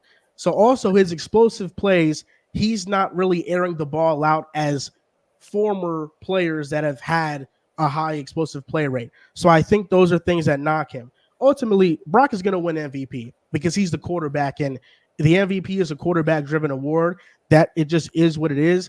But I think you can say, and these are not mutually exclusive, that Brock Purdy's playing well and he's a good quarterback, but he's getting a ton of help from the system. And I think many times when 49ers fans or even people that are very supportive of Brock Purdy, whenever they hear that he's getting help from the system, they automatically get into defense mode and protect Brock at all costs. Well, this was a good throw. This was a good throw. This was a good throw. It's like, yeah, those can be good throws, but those type of lanes and throwing lanes that Brock Purdy has opposed to other quarterbacks is just aren't the same. It's just not. It doesn't mean he's not playing well, but it does mean he has an easier time accomplishing what other quarterbacks have a harder time accomplishing because they are not in this type of positions to succeed.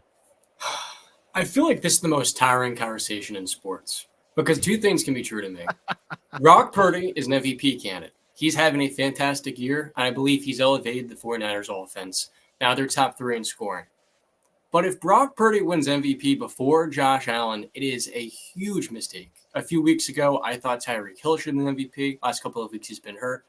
I look at the quarterback position right now. Josh Allen has 6 more touchdowns, more yards per game. The Bills' offense is 6 per game this year. And you think about all of the chaos in Buffalo, let's say. Offensive coordinator change. Ken Dorsey, nowhere near the play designer or play caller situationally that Brian Dable was. You look at San Francisco when Trent Williams and CMC got hurt versus Cleveland and Cincinnati and all of these different losses. They won a 3-game losing streak.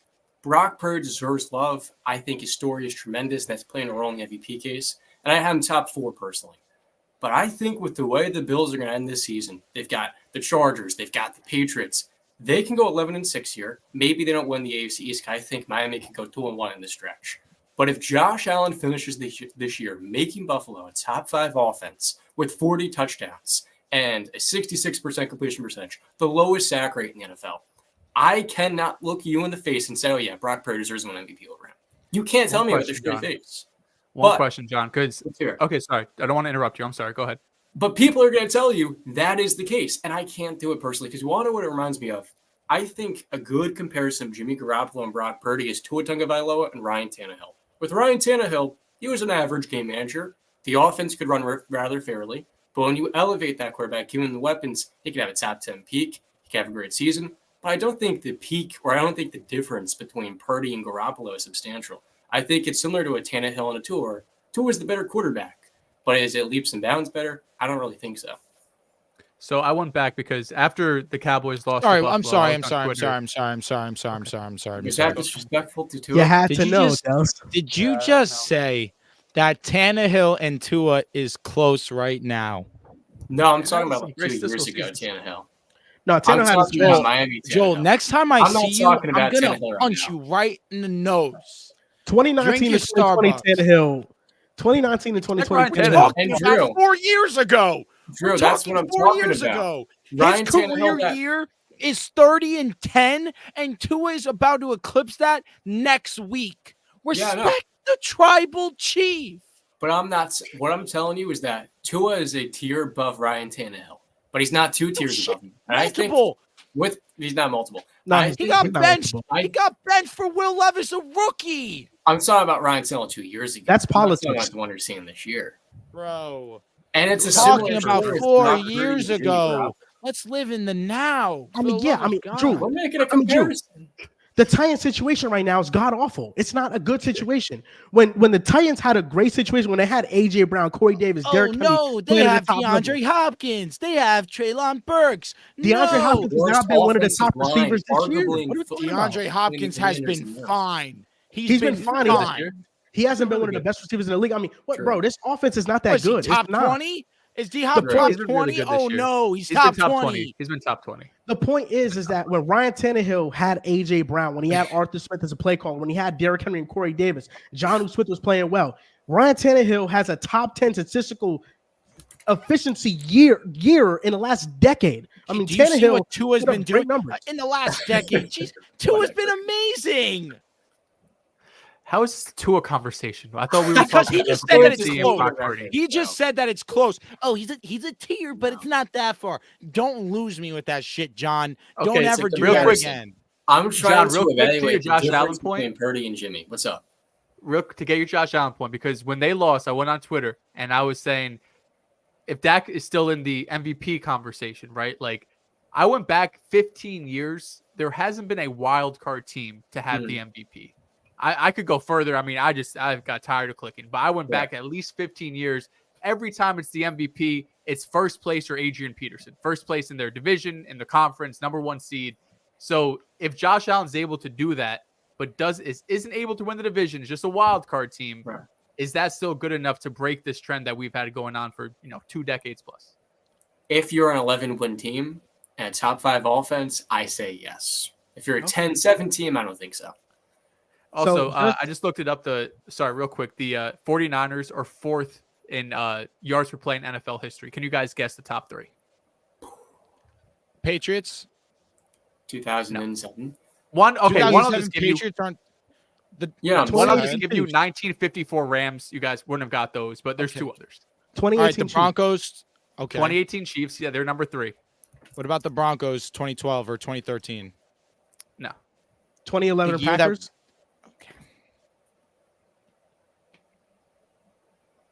The Are you greatest going show on Thank you so turf. much. The Rams. Yes, there we go. 2000 Rams. Yep. Okay. Okay, so I had this in the top of my head. That's why I didn't want to answer your question, Dehls, because I was still trying to remember. In 2020, that full season that Ryan Tannehill had with the Titans, he had an EPA of 0.328. This year, to his EPA is 0.183. I mean, what Ryan Tannehill did in 2020, the efficiency, it was a top 10 efficiency season in like the last 20 years, bro. Like, It was I'm really just saying. Didn't you Tannehill start he this had- show by talking about how EPA it's good, but it's not great. It's all right. And it's No, like, think EPA about how many times Tua has driven down the field. Think about it. How many times he's driven down the length of the field to just give a handoff to Raheem Mostert. He has Okay. 25 touchdowns right now. Raheem Mostert might have at least 10 touchdowns I mean, from you the can- 5-yard line in. You can say the All I'm same gonna thing say for is- Derrick Henry with Ryan Tannehill. I mean, for one, EPA is a Who's getting hypothetical them down stat. the field? It's EPA Derrick is a Henry. EPA is still a hypothetical stat, but it's still a very useful stat. You just have to use it in the right context. But regardless if we're talking about hypothetical or real stats, Ryan Tannehill in 2020 threw 3,800 19 yards, 33 touchdowns to 7 interceptions with a 106.5 passer rating and completed 65.5% of his passes. Tua this year does not have a better passer rating than Ryan Tannehill did that season. I don't think so. He did not. Tua already eclipsed him in yards. He already clipped him in yards, and we just finished week 15. Tua has more interceptions than Tannehill did that year. And the year before, when Tannehill started, once Mariota got benched in 2019, when they made the AFC Championship game, Tannehill completed 70% of his passes, 2,742 yards in half a season, basically 22 touchdowns to 6 interceptions, 117.5 passer rating. We're not going to act like that 2-year stretch from Tannehill was not very reminiscent of what we're seeing from Tua right now. Like, come on, we're not going to act like Tua. No, because Tua pushes the ball vertically down the field. So did Tannehill. No, but Derrick Henry is primarily the offense. Hold on, but you just said before. In every topic this show. Who's pushing the ball down the field for the Dolphins as opposed to the Titans, John? Really answer that. Look at the playoff run. What's the reason that Tennessee was able to dominate games?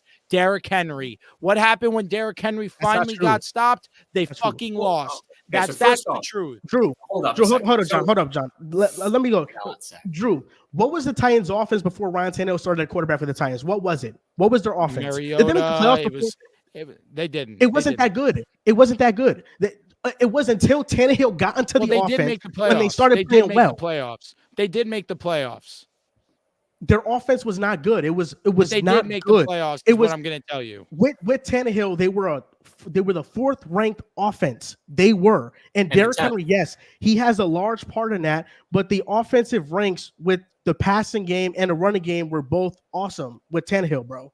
Tua has 106 passer rating. He's already eclipsed Tannehill in yards by the end of week 15. He's going to have more touchdowns than Tannehill did. And interceptions, it's how they are more so of the number that they are. If you throw a bad interception, that's different. You got to watch the film. But I'm not going to fucking be angry at Tua having more interceptions when he's just a confident passer, especially when he's throwing more than him. Tua has a better supporting cast than Tannehill did then.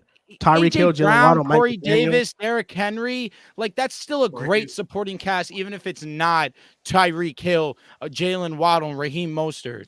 It's not, but we're not going to act like Tannehill didn't do a great job. Tannehill was good. He was good for sure. That he showed. Tua. Respect Tua. Listen, what the fuck is Tua? I mean, Tua has shown he's an elite quarterback. He's an MVP candidate. Tua has shown he can only be great when he's with a great supporting cast. Before he got a great supporting cast, he was a fucking bust. That's what Tua was. He was a fucking bust. What are we talking about? He also was a strong reason why Jalen Waddle broke the rookie record for receptions because they needed to do a job, and obviously Tua can get the ball out quickly. Don't discredit Tua just because you didn't like the way that he played football.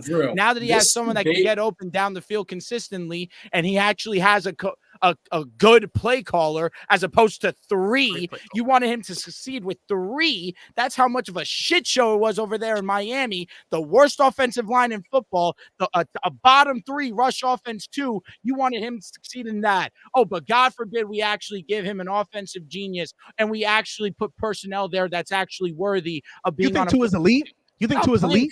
Yes, he's an elite quarterback. And he's an MVP Josh Allen? He's not Josh elite. Allen is an elite quarterback. There can be multiple elite quarterbacks. Tua's not one of them. Is Josh Allen's elite? Tua's not elite. Okay, so there's only 2, I guess. He is an elite quarterback. Most definitely he's an elite quarterback. No, he's not. So Brock Purdy's elite? Brock Purdy is definitely entered in that conversation. He wins an MVP. God damn it, he's elite. What's the difference between he wins an MVP, he's an elite. What's the difference between Brock Purdy and Tua? I think Brock Purdy can escape the pocket a little bit more than Tua. Oh, he's better than Tua. He's better. I don't know. I think I would still rather Tua's accuracy. I need some big moments from Tua. I need some playoff wins. Some, you know what I mean? And then we can put him in that elite tier. He's flirting. He's flirting with it. But let me get some big wins. Playing with Tua's name just because you don't like that guy over there in Miami. He's elite. Most definitely. I've seen Ryan Tannehill in 2019 go on the road in Arrowhead and beat Patrick Mahomes and the Chiefs to secure a spot to go into the playoffs in the AFC. Tua ain't never done some shit like that. Mariota, by the way, he's still young in his career. Mariota did that in the playoffs young in his career. True. This all started because you told me that Tua's 2 tiers above Tannehill.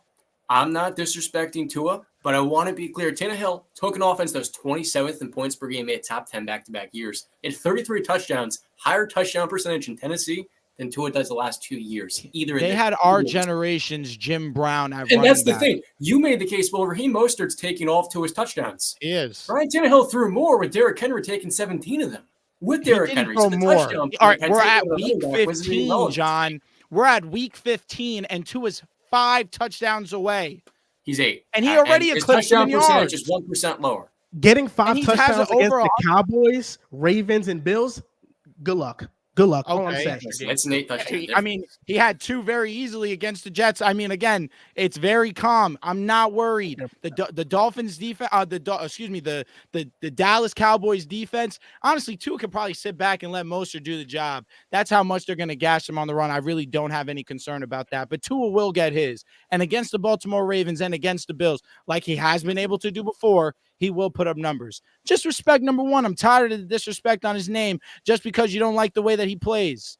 The knock on Tannehill was that outside of the system, can he still be great and put up those numbers? He obviously failed because he was a byproduct of the system. Tua still very well has the allegations against him with that regard. Let's not act like Tua is proven outside of the system.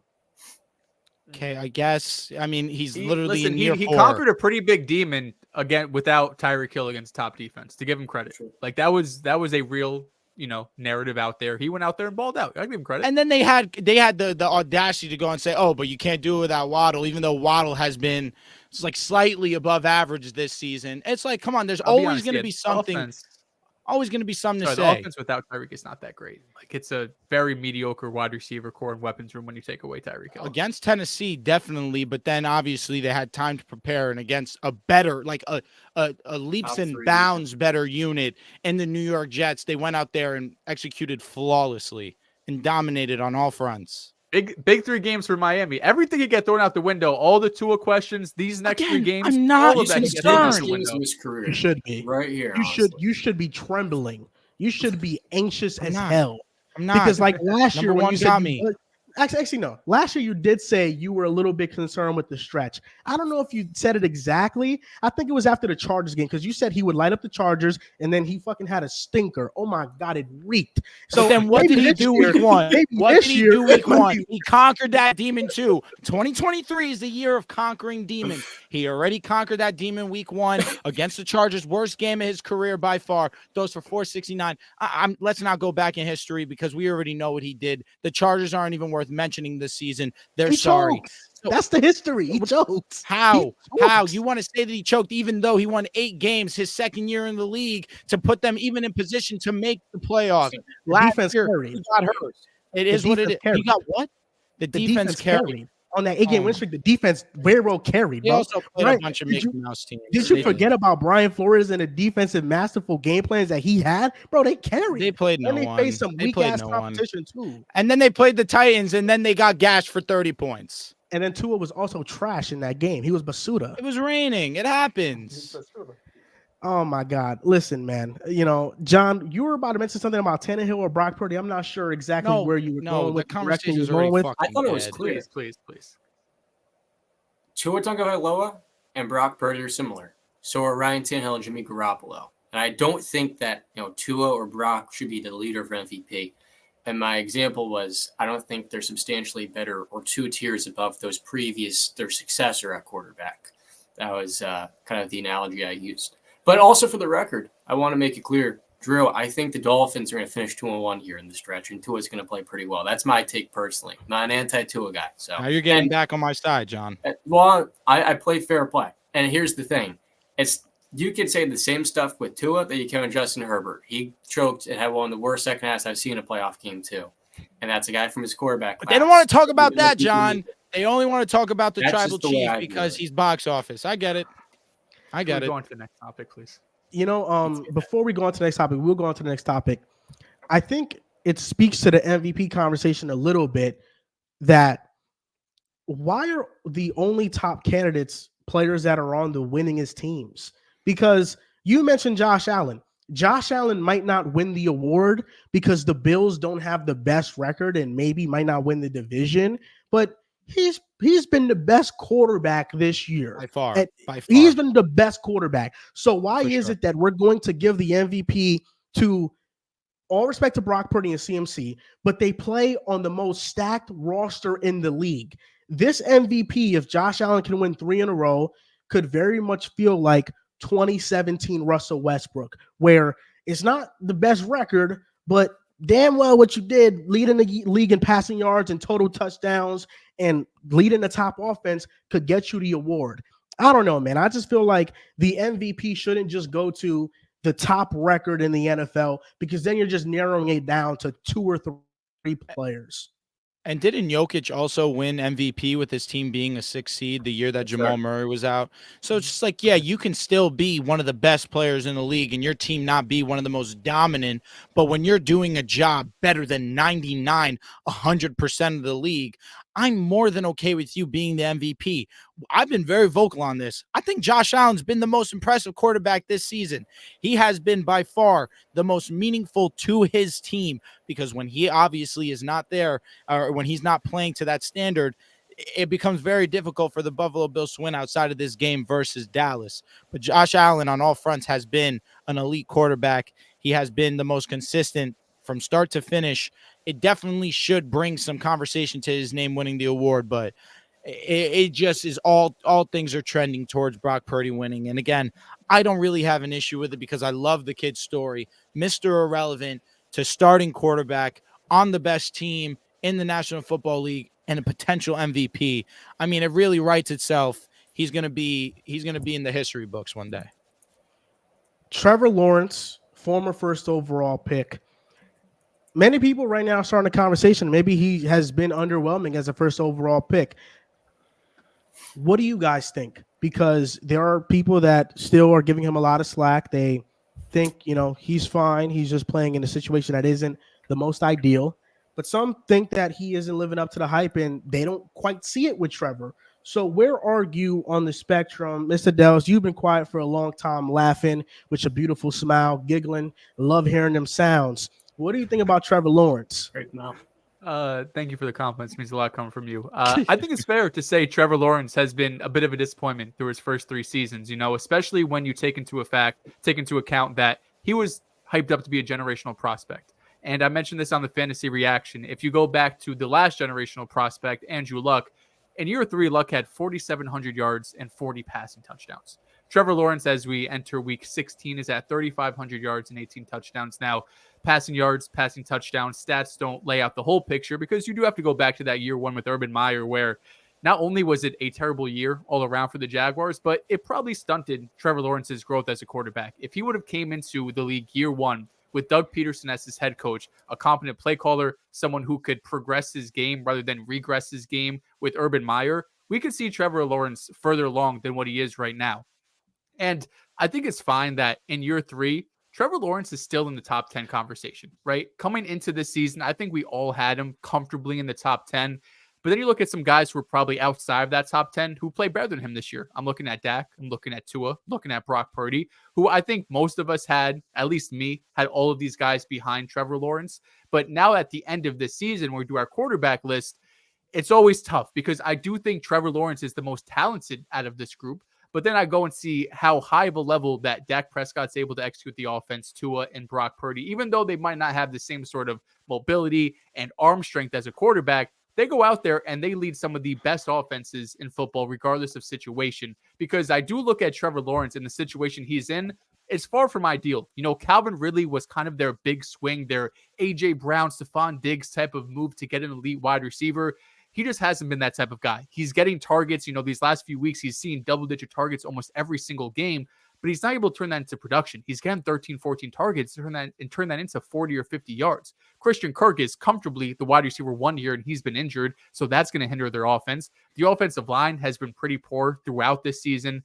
They traded for Ezra Cleveland at the trade deadline. They've tried to make moves to shore up this offense, but it hasn't really come true yet. They also drafted Tank Bigsby in round 3 this past season. He hasn't really had much of an impact on this offense. So I do think Trevor Lawrence has had a bit of a slower start to his career. I think that might be the more proper way to put it, because Year one, you throw it out. Year two, the fact that you're able to bounce back, get a playoff win, regardless of throwing the 4 interceptions in the first half, the fact that you're able to get this team to the playoffs after such a terrible rookie season shows that progress is being made and show the type of special ability Trevor Lawrence has. But to be hyped up as a generational prospect, the Andrew Luck, Peyton Manning, Elway type of guy, and he hasn't had that breakout yet. Again, year 3, it's super early on. I think that's the only way you could look at it as a disappointment. He's still a really good quarterback. He's still on a team that I think ends up winning the division. They've had some struggles recently, but the generational title is kind of what's holding him back in this conversation, because when you measure him up against those other guys, he just hasn't stacked up statistically. I have a little bit of a trivia for you guys. Perfectly said, Dehls. You said a lot of things I was going to say. That's why I want to do this trivia instead. We're going to blindly compare Trevor Lawrence's stats in his first 3 seasons to other quarterbacks, and you tell me if you're taking Trevor Lawrence or this quarterback that should not be named. And this time around, I'm not doing win-loss record. We're not cheating. I'm praying to God you don't do just this one player. Just this one player, I hope you don't do. Who's the one player? It was a guy that I was going to ask you guys to do myself. Oh, wow. I had a little comparison between 2 players, but I'm cool with yours. Go ahead. Okay, let's get into I already it. know who Drew's is. I already know. Yeah, I've already seen Whoa, it. I already know. I already know. What do you mean? I've seen the picture go around the internet today. I already know. Is it Fuck, Mr. man, I really was hoping. No, I was not hoping to God that you did not see it, but I know that you guys be on Twitter, so I assume that you saw it. But I haven't Joel, seen that. John, have you seen it? I think I have, but I'm not going to say it out loud. All right, here So- we go. Then I'll go first, Joel, Go. and then you can You, go Drew. because you have a lot of names. All right. So Trevor Lawrence in their first 48 career starts. You said win-loss. I'll still mention it for this one. 20 wins, 28 losses, 85.5 passer rating, 55 passing touchdowns to 35 interceptions, 12,204 passing yards and rushing yards combined, 6.7 yards per attempt. Now, player B, 19 wins, 29 losses. This again in the first 48 career starts. 85.4 passer rating. That's only 0.1 less than Trevor Lawrence. 55 passing touchdowns to 33 interceptions. That's the same amount of passing touchdowns, 2 less INTs. 11,992 yards for both passing and rushing combined. That's about 300, around a little less than 300 yards difference. And 6.7 yards per attempt, the exact same as Trevor Lawrence. Who is player B?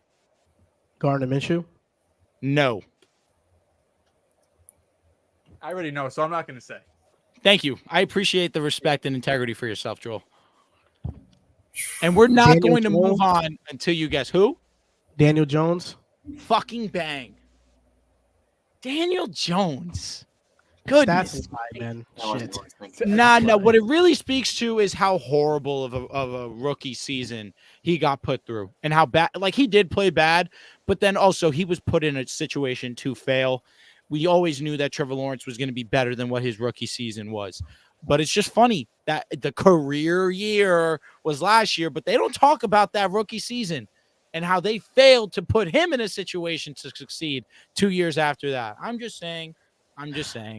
Let's move I on. feel the same way about Zach Wilson, man. Really. You know, we can relate to that. Air Dap. Okay, so Trevor Lawrence, blind ranking. Let me know which quarterback you're taking, Trevor Lawrence or this quarterback that shall remain nameless. I'm going to do completion percentage, yards per game, touchdowns, interceptions, and passer rating. Trevor Lawrence, 63.8% completion percentage. Yards per game is 235. Touchdowns, 55 to 35 interceptions, 85.5 passer rating. Player B, unnamed player right now. One of these is Baker. I'll put my life on it. 63.7% completion percentage, 253.8 yards per game, 70 touchdowns to 28 interceptions, 92.5 passer rating. Are you taking Trevor Lawrence or player B? Is player B Dak Prescott? No. Is this just You first said 3 years? how many? 70 what now? 70 touchdowns to 28 interceptions. That's pretty That's fucking a really good good. ratio. It's first 3 seasons. First 3 seasons. Is this a younger quarterback? No, he's actually not a starter. Oh, okay. Huh. Is it Ryan Tannehill, ironically? No. Okay, good. Don't guess the player. Just tell me who Oh, you sorry, take. sorry. Player B, player I B. thought we were guessing. Yeah, we're going with My player bad. B. I'm going player B. I feel like it's Carson Wentz. Player B is Carson Wentz. Look at you, Dang, John. stop playing with you, John. I see you. So you guys already have Trevor Lawrence's stats. So this next player, 62.1% completion percentage, 252.1 yards per game, 65 touchdowns to 26 interceptions, 94.7 passer rating. He, like Trevor Lawrence, had an awful rookie season. Player B has better stats too. Can you read the stats one more time? I'm a little slow here. 62% completion percentage, 252 yards per game, 94.7 passer rating, 65 touchdowns to 26 interceptions. Okay, it's not Peyton. Not Oh yeah, you're right. Yeah, you're right. I forget we're not guessing. I know guessing's the fun part though. Guessing's the fun part. Bad rookie season. You got me I feel like I thinking want. of Alex Smith, but he didn't have that many touchdowns. I'll go with.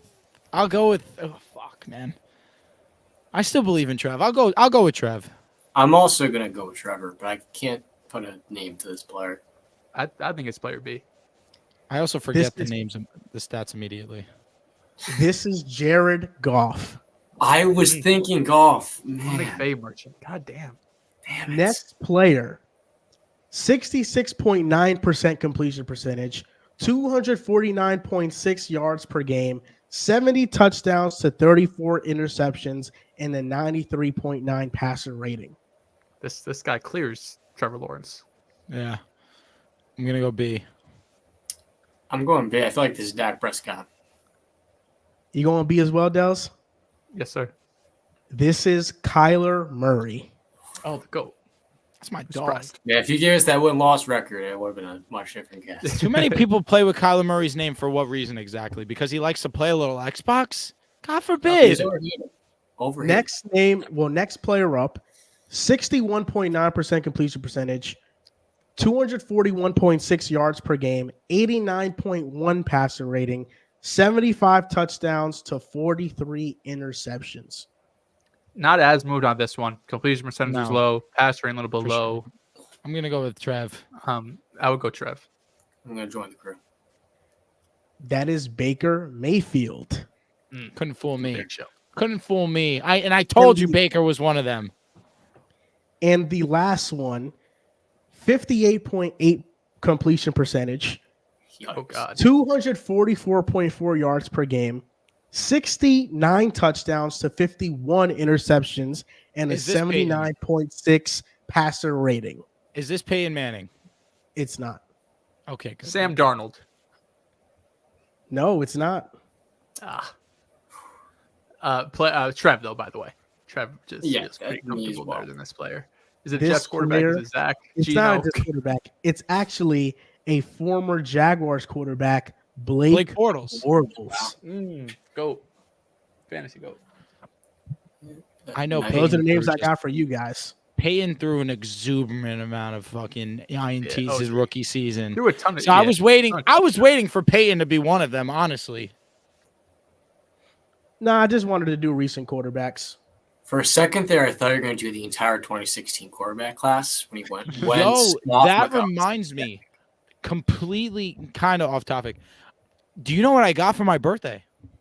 A signed get? Hall of Fame Peyton Manning jersey. Well, that's Wow. hard. Nice. You got to hang it up. You got to hang it Of up. course, back there of course. I don't My know if uncle TDK got it take for down me. the Shout Puerto out Rico to from shout out to the credit card connection. Shout out He knew Uncle what he was Joey. doing. I'm So on what it. did you guys Jesus. learn? What did you guys learn from the blind comparison? Numbers lie kind all of the time. disappointing. No, that first I three think seasons Boyd that said it that. takes time. It takes time to It does. realize. You can't And get that first year was still bad. you can't get everything with the quarterback prospects. I look at the numbers so often, I feel like it ruins the perception of a player if you're just taken and eliminated from the eye test. Because so rarely do you get a quarterback who has the numbers of a superstar and then the performance of one.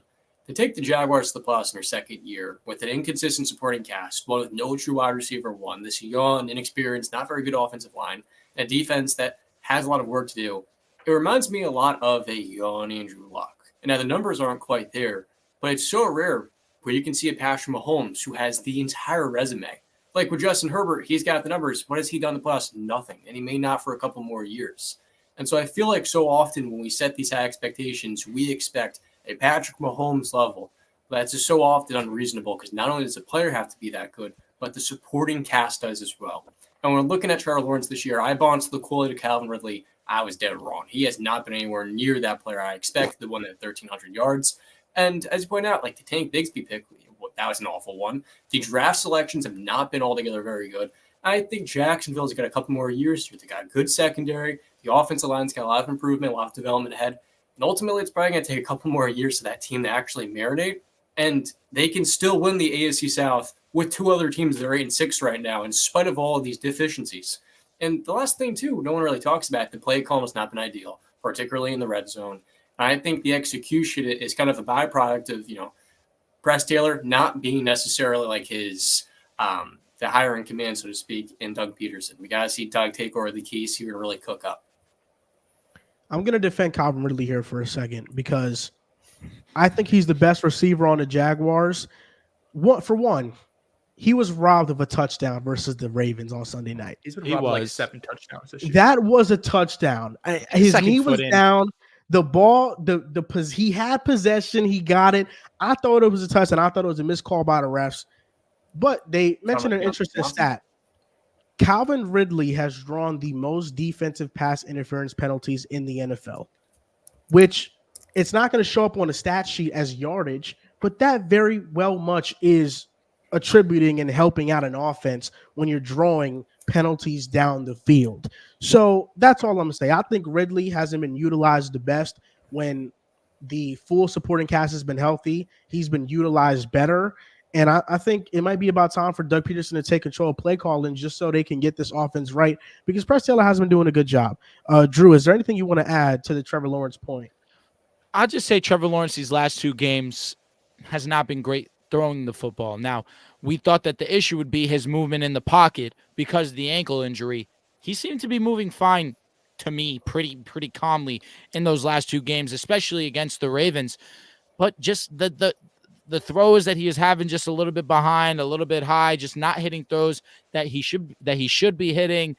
Going up against Cleveland, we saw that Cleveland's defense in that time where the Jaguars were meeting up with the Browns, it seemed to be their most vulnerable, and Trevor Lawrence throws 3 INTs. And then this game versus the Baltimore Ravens, I think that the Jaguars defense, for me, who's been giving them a lot of criticism this season, they played a pretty solid game against the Baltimore Ravens. And Trevor Lawrence was just giving the ball right back to the Baltimore Ravens to go and score points. So to me, I have to look at Trevin, be fair, where I've given a lot of heat to the Jaguars defense, deservedly so. That being said, earlier in the season, it looked as if Trevor Lawrence was not getting the benefit of the doubt. Mentioned a lot of drop passes early on, but these last 2 games, you have to point the finger at Trevor Lawrence. Yes, it may be unfair to Trevor Lawrence that you were deemed the chosen one. You were deemed this generational prospect. Sure, that's, I guess you could say, unfair, but at the same time, you are put in a situation that, yes, the Jaguars are a historically known, not a great franchise. They are still ways to go with this team, but you do have to do a better job in situations like these last 2 weeks where you are not excelling in what you can control. You can hold on to the ball. As you're running, you don't just drop a football. We know that you're better than that, Trev. So when I say disappointment, if you're just going to use him as the generational talent tag, yes, he has been a disappointment. You look at Andrew Luck, like Joel mentioned, like John has mentioned, like you even mentioned a little bit, Joel. Andrew Luck was deemed generational. He went out there his first 3 seasons. He played some high-level football. We saw that in a stretch of games last season for Trevor Lawrence. We've seen it inconsistently this year. And the last 2 games we've seen from Trevor Lawrence, He has not looked great by any means.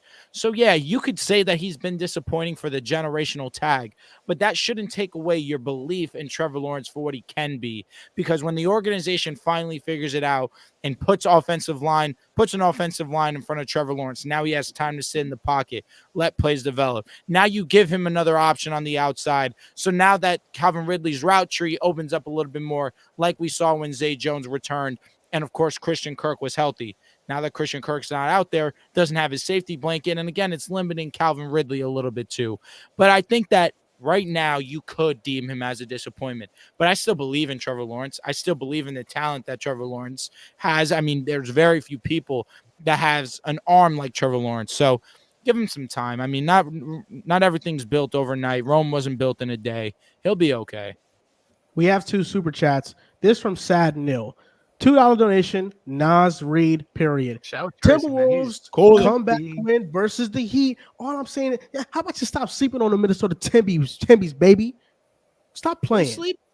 Who's sleeping? Stop playing. Ant-Man, top 20 ever, on the way. Ant-Man, he's winning the championship this year. That was crazy, right, John? I like it, but not if Chris the Lakers Base. Happy belated birthday, Drew, and free Drake London. That's right. Free everyone. I appreciate the love. And yes, free Drake London. He is a great talent being wasted away. Santos, Dehls is 4 games ahead and River is 2 games behind Drew. Uh-oh. I'll tell you what, I took too many gambles last week. It is what it is. We'll hit the drawing boards. We'll be all right. Yeah, it was. The gambles were tough. I had to show my love to the Giants. You took a lot of gambles. You just took the wrong ones. There were a lot of gambles to be had. There were. The Patriots was the gamble. Fucking folded. The Seahawks was the gamble. There was gambles to be had. The Patriots one stings because I had a feeling. The Bears was terrible. Yeah, they really blew it. They did. The Packers one was terrible. I mean, who are you telling? My goodness. And us picking the Steelers was so dumb. This week in the NFL, before you boys go, I got a would you rather this week, and that's going to be my this week in the NFL. That's all I'm going to do. This week in the NFL, would you rather Baker Mayfield edition? He just had a perfect passer rating at Lambeau Field, the only quarterback to do it in NFL history, by the way. Crazy. How about we respect Baker outside of Aaron Rodgers? First name up, Deshaun Watson. Oh, Lord. I'm pleading. I'm using my Fifth Deshaun Amendment. Say it with your chest. Baker I'm going Fifth Deshaun Amendment Watson with no chest. Deshaun Watson with no chest, no confidence. Give me Baker. I'll go with Deshaun, but Baker has my respect for what he's doing this year. You guys are doing that to save face. You know the answer is Baker Mayfield. Baker, baby. He was scapegoated in Cleveland. He was scapegoated.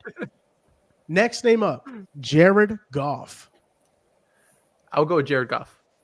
I'll go with Goff too. Goff's had an underrated year. I'm going to go with JD. JG. I'm going with Jared Goff as well. Derek Carr. Baker Mayfield. Not crazy to take Baker right now. I'll go big. Derek Carr's so bad. I'd rather have Baker Mayfield when all hell breaks loose. Bad offensive line. I trust him to be a higher floor raiser at this current point. I'd rather have Baker Mayfield. It's something about the intensity he plays with. You know, man, Baker Mayfield got a beautiful smile. Russell Wilson. I'm going with Russ. I will go with Russ. It's a close one, but I'm going to lean with Russell Wilson for this year. I look at the contract, and it's really not much of a debate. Give me Baker Mayfield. Well, contract. Okay. Yeah, I mean contract, sure. Go to hell. Go to hell. Jordan Love. Ooh, it's a good one. I think I'll go with Jordan Love. Jordan Love, man, came back to earth a little bit. A little sad. I'm going to go with Jordan. He played well against the Bucks. Hey, He did. He did. I've been with Jordan Love in these Would You Rathers for a long time. I got to go Jordan Love here. You know I love me some Jordan Love. I'll go Jordan Love, baby. You know I love me some Jordan Love. Geno Smith. I don't know, man. I think a healthy Geno is pretty good. When he was healthy earlier this year, wasn't great. I won't disagree. He had a great game against Dallas. He did. I'm going to go with Geno, but it's close. This is the closest one. I'm going to go with Geno Smith as well. I am. Smithian, baby. Still on board. Respect Baker, man. I'm going to go with Geno Smith here. I feel like you can just build a better drop back passing game around Geno Smith. That's why I'm going to go with Geno Smith. That's fine. More Great year last year. This is an easy that your one. His former Oklahoma counterpart, Kyler Murray. Kyler Murray. We'll keep it pushing. I'm going Kyler Murray. And last Not even name up. asking, honestly, Joel, I'll be real. Asking that was a little crazy. It was crazy. How about you respect Baker? Does Kyler Murray have a playoff win? I don't Kyler know. Murray's the quarterback. Kyler You know clears. what? Sorry, playoff wins matter. Baker Mayfield got a playoff win, baby. First one of the Browns had a 20. Barely anything in that game. Still for Last name. clears. The last name we're going to say, I'm going to say Justin Fields. I'm going Justin Fields. Justin Fields has looked pretty good. I'm going He's Justin. showing some progress. Showing progress for sure. He still has Justin some moments Fields. where it's like, but A lot of it You know is what, that coaching. Uh-huh. I'm going Justin Fields personally. I think Chicago has done just about enough to say they're failing him. And I believe in a new environment, Fields would be a notably better player. I'm going JF. I feel like the coaching staff has a lot to do with the lack of development around Justin Fields, but there are some things that Justin Fields just doesn't do well, and he hasn't developed them himself. I'm going to go with Baker Mayfield. I am. I know the upside with Justin Fields is still intriguing, but I think Baker Mayfield, when he's healthy, has shown some really great seasons playing quarterback. I feel like that could segue perfectly into my this week in the NFL, and that's going to be Mr. DJ Moore coming out and saying, I don't want to hear this nonsense about a quarterback next year. I think Justin Fields is better than both of those guys coming out.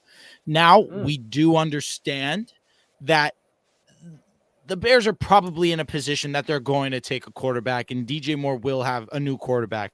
However, it is not insane of DJ Moore to say this, where DJ Moore is having himself a great year, but he's played his best football this season by far and away with Justin Fields as their quarterbacks. And when Justin Fields has not been on the field, DJ Moore has been nowhere near the level that he is when he's on the field. And also, I don't think DJ Moore is too crazy to say that, hey, a guy that has played NFL football is better than guys that have not stepped on the field yet. So I think that DJ Moore, I feel like people use this and we're just like, hey, Caleb Williams, great talent, Heisman winner, Drake May, this guy's got a strong upside too. But Justin Fields and DJ Moore clearly have a strong rapport with one another. And it'll be very interesting to see what the Bears do with their 2 draft picks. Are they going to keep Justin Fields? Are they going to trade this number 1 overall pick that they're going to get from Carolina for more assets to go in the future to help build around Justin Fields? Because you look at this defense, the defense, although they kind of did collapse against the Cleveland Browns since about the halfway point of the season, we've seen this Bears defense turn it around. The addition of Montez Sweat leads the Commanders in sacks, leads the Chicago Bears in sacks this season too. The addition with him, they're getting pressure on the quarterback. I think that that's a young, talented defense. And when you add pieces around Chicago, around a Justin Fields, add to the depth with DJ Moore and adding a little bit more skill position players, bolstering up that offensive line, maybe getting some corners as well. That, of course, would not hurt. I mean, Chicago, I think, is right on the precipice of contending for a playoff spot. They are a young team. They do have their ways to go, but it'll be very interesting to see where Chicago goes with those 2 first-round picks that they have. My this week in the NFL, Drew mentioned earlier how Raheem Mostert broke the record for most touchdowns in a season by Miami Dolphin. I have the top 10 leaders in total touchdowns this year, rushing plus receiving. Can you guys name all 10? Now, there are 5 names tied for 10th, so you won't get any backlash there. But I feel like these are all big names outside of 1.5, I'd say, maybe 2. So I'm going to let's be fair. Strikes. Let's go round table. Each of us get a guess. You get it wrong, you move on. You said it. 3 strikes. Do we get 3 strikes as a unit? As a unit. As a unit. Mm-hmm. As a unit. Let's make things interesting. If you get one wrong, your turn is skipped. Okay. Okay. The next go around, your turn is skipped if you get one wrong. I'll go first. Let's go with the easy one. Christian McCaffrey. McCaffrey is tied for first. Fuck, now I'm nervous. I don't know why I'm nervous, but I am. I want to go for the crazy one. Did Devon Chain do enough to get on this list? I want to say he did. Let's play it safe. I'll go rushing and receiving. So only running backs, correct? All right. No, rushing plus receiving. It could be running backs. It could be receivers. It could be anybody. Oh, Jesus Christ. Rushing plus receiving. So no passing touchdowns, but rushing plus receiving. That doesn't mean quarterbacks can't be here. Maybe there is. Maybe there isn't. We're going to have some quarterbacks. Oh, is Jalen Hurts here? Yes. Jalen Hurts. Yes, he's number 3. 14 rushing touchdowns. Okay. Nice. Good job. I'm going to grab Raheem Mostert. Thank you. I was waiting for someone to say Raheem. Well, no, Mostert. I mean, I thought that Raheem was kind of excluded. All right, fine. So whatever. you guys got the top 3. You guys got the top 3. Raheem Mostert, CMC, Jalen Hurts. Because we knew that Raheem was on this list. It's him and CMC, number 1 and 2. I'm going to go with Tyreek Hill. Tyreek Hill is number 4. All right. Has Debo done enough these last couple of games to get him back in there? He's been OD. Oh, let's just get Josh Allen out the way. Josh Allen's number 5. Okay. So we got 2 wide receivers in the NFC East I'm thinking of. I'm going to start off with A.J. Brown. A.J. Brown is not on this list. No, that was bad. John, you Strike stole. He has only 7 Return touchdowns. gets skipped. Yeah. I'm going to go with a wild card here. I might be wrong, but I think it's worth shooting the shot. Jaden Reed. No, Jaden Reed is not on this list, but he is close. so- He has 8 touchdowns. Do I get 2 guesses back to back? That's electric. Pretty much. Okay. All right. That'd be funny if I don't get this. Has Debo done enough? He's been insane these last couple of weeks. So you said we have 1, 2, 3, 4, 5, correct? Yeah. Well, yeah. There's number 5 is tied with a few players, but yeah. Okay, got it. I am going to say. Did you say AJ Brown already, John, or no? Yes, I did. That's a shame. Incorrect. It's 7. I'm gonna 7 only. I'm gonna go Debo Samuel. Debo Samuel is number 7. He has 11 touchdowns. Huh. All right, another guess here. Good job. 11 touchdowns. I don't think damn, bro, is a chain really that up here like this? That'd be nuts. You know what? I'll allow other people to have some fun. Devon Chain. He's number 9. 9 total touchdowns. Sorry, not number 9. 9 total touchdowns. It's tough. So I'm he's going to just go outside with the top. a Buffalo Bill, Stephon Diggs. Stephon Diggs, no. Yeah, Stephon Diggs has is been 20, ass, 38 John. touchdown. Give me CeeDee Lamb. There it is. CeeDee Lamb is tied. Yes, so he is 10th, tied with a few players, so we'll count that. Nice. Well done. My turn So gets you still skipped, miss. so So John, go since ahead. you technically have 10 already done, you're missing 6, 8, and 9. But if you say anyone else in number 10, that doesn't count. Go ahead, John. It's your turn. 1 is tough. One's gonna. If you guys get one of them, I'll be really impressed. Oh wait, There's John another got it one you're wrong, probably didn't not- he? So it's Yeah, you Yeah. Joel. Back Oh, it's to my you, turn bro. again. Yeah, it is. Oh, man. You know what? I'm going to go with Keenan Allen. Keenan Allen is not on this list. No. Fuck. Joel, He you is- fumbler. Oh, Holy He has shit. 7 total touchdowns, tied for 38. Oh, come on, Dehls. Why do you got to make me feel like that? not going to lie. This 17 shouldn't is be only the 3 away hardest. from top 10. ETN and Alvin Kamara have had a ton of touchdowns this season. Oh, is Kyron Williams, yes, number 9. I do this. So you're missing I do 6 and this. 8. That was the half one. That was the half. I was like, there's one tough one and one kind of half one, but Kyron was that half one. There's still one Wait, so more. there's still a tough one. There's still a tough one. Yes, there's a tough one and one pretty easy one. Is the I tough hope one in that the this- AFC North? Say it again. Is the tough one in the AFC North? Yes. Gus Edwards. Yes, Gus Edwards. comment number section 6 with spoiled it 11 for him. touchdowns. I haven't been looking, bro. Yeah, shout Flavian. So I'm you're gonna missing go just with- one name. Number 8. I'm going to go with Amon-Ra St. Brown. Amon-Ra, no, he is not in the top 10. He's a No, fraud. I didn't think 7 so. total touchdowns. You did this on purpose. You set him up, Joel. You knew he wasn't in the top 10. You said, I'll take a skip to slander him. All right, last name. Alvin or Travis? Fuck. Travis had a stretch of games where he was scoring 2 touchdowns. It seemed like every week. But Alvin's been in a different mode, but he hasn't really been scoring that much. It's been a lot of receiving. I'm gonna go ETN. Yeah. So ETN is tied for 10th. So Fuck. you don't get, penalized for it, but we're not counting. That. We just Understand. need 8. That's a big guess. Touchdown machine. Been doing it his whole career. Is it Derek? It's not Derek, but Derek's also tied for 10th. Well, it gives off the Okay. impression you're alluding to Adam Thielen. I can't. It's not Adam Thielen. No. What the hell are you talking about, John? John, Was it I have touchdown? half After a the mind first to 5 kick you weeks, off baby. the stream right now. I have half a mind. What are you doing? Well, I didn't. All right, one more guess each. Make a guess, John. Oh, I'm sorry. I didn't know it was my turn. Well, I'll go with Alvin Kamara. No, Alvin Kamara is not here. I didn't think so. One last one for each of us. I'm gonna go with Mike Evans. There it is. The comments. You Donald comment Henry, section Fabian merchant. are getting You're a it. comment section Evans is merchant. eight. That's Donald. So Shout out top to 10, Donald Henry, Raheem baby. Mostert. Top 10, Raheem Mostert and CMC tied for number 1. Then you have Jalen Hurts, Tyreek Hill, Josh Allen, Gus Edwards, Deebo Samuel, Mike Evans, Kyron Williams, and a 5-way tie with Sutton, Montgomery, Henry, ETN, and CeeDee Lamb. That was I the toughest carried. trivia we've done. I You're right. carried y'all. I said, come That on, was a tough guys. trivia. Come on. Okay. Well, I play fantasy football. I do a fantasy football show. I should know who's scoring. I should. All right, John, what's your this week in the NFL? My this brother? week in the NFL really bothered me quite a bit.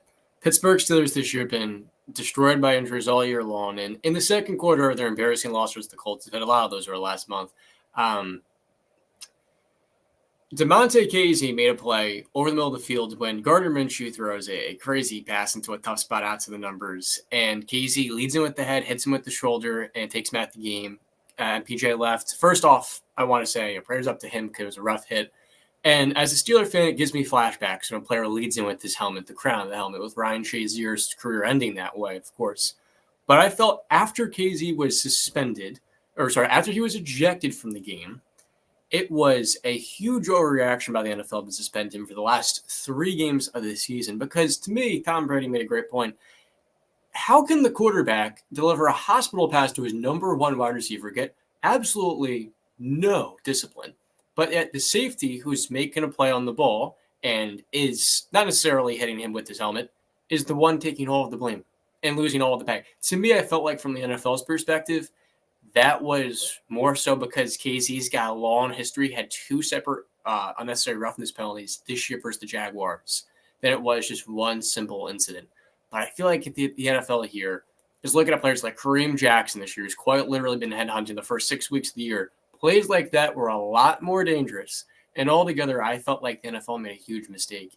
I can't see how you suspend that guy for the entire year. And it really bothered me as a Steeler fan because, give the defense some sort of bone. And I think at some point, it's like these defenders have to think about how they're hitting guys. And this is a contact sport. Hits are going to be made. Sometimes you've just got to let them play to some degree. That's how I feel. I don't think it's wrong to feel that way because I think, Tom Brady said it perfectly.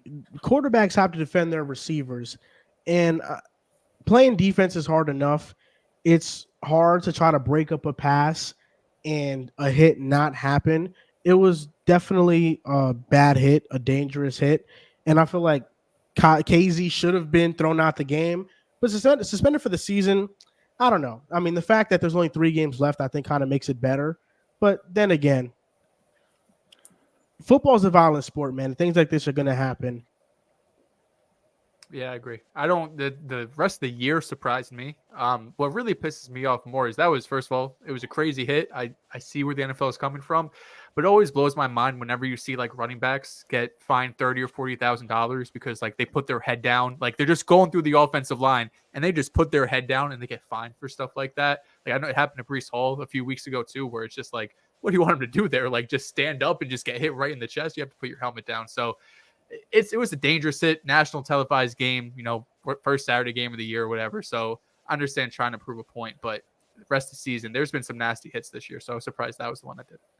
I don't know. That one was pretty gross. That one was pretty dirty. It was a dirty hit. We're going to debate between two AFC South coaches and really tell me, who do you think has a better case to win Coach of the Year? Is it Shane Steichen or DeMeco Ryans? And after you give me who you think has a better case, you can give me who you think should win Coach of the Year between those two, or anybody else that you want to throw out there, wild card name. Drew, you can start. I think my Coach of the Year is going to be Shane Steichen, for the idea that he lost his rookie quarterback going in with Anthony Richardson. Gardner Minshew, who's not a bad backup by any means. He's come in. He's done a fine job. Now, you were without Jonathan Taylor for the first 4 weeks of the season. Zach Moss comes in. He's one of the more efficient backs in the league in that absence of JT. JT comes back. We're starting to see JT come to form, and then he goes down again. And then they kind of go on this little skid, but you look at how their offense still has been able to stay slightly above average with a backup quarterback, a strong number one option in a Michael Pittman, an in and out of the lineup, Jonathan Taylor, Zach Moss, who these last couple of weeks has been okay. But again, they just happen to just keep winning games. And then you look at this game versus the Steelers. You look at the game versus the Ravens. I look at the Indianapolis Colts, and I just think that they might have bigger wins than the Houston Texans. The win versus the Broncos most definitely was huge. And then I guess you could credit that game versus the Jaguars early on in the season. That definitely was a big win. But I just don't see a win that the game versus the Bengals. I'm kind of chatting. That game versus the Bengals was pretty great. But the game versus the Ravens, where the Colts were also coming in, we weren't anticipating that the Colts would even be in a contest like that with the Baltimore Ravens. Zach Moss goes out there and has himself a great game. I just look at the strengths of both of these coaches. Shane Steichen's an offensive mind. DeMeco Ryans is a defensive mind.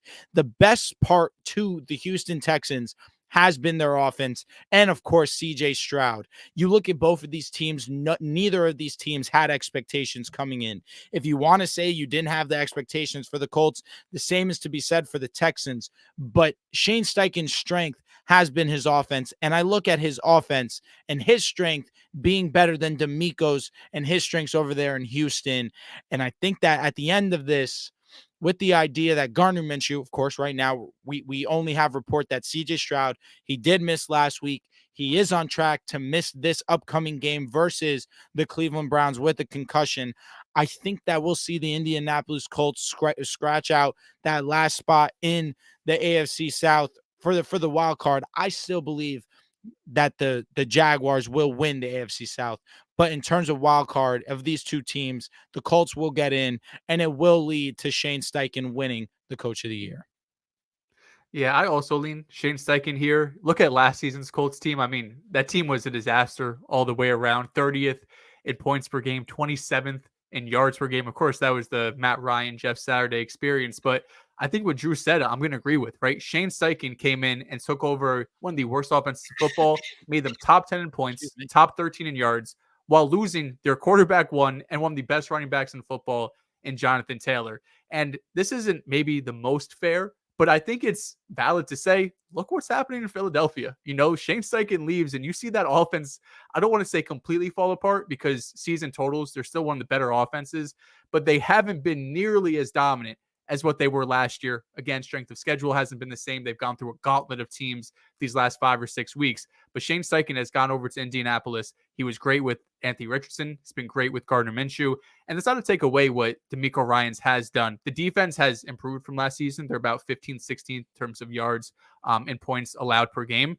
But also having CJ Stroud for the full season is a huge advantage, right? If Anthony Richardson was healthy, what does this Colts team look like? We could be looking at a team that maybe has 10 wins and an outside chance fighting for the number 1 seed, which is crazy because both of these teams, the Texans and the Colts, two of the biggest overachievers in the NFL. Coming into this season, I think most of us had them under 5 or 6 wins at the absolute most. I think I had these teams both projected as like 3-4 win teams with rookie quarterbacks and first-time head coaches. So they're both doing a tremendous job.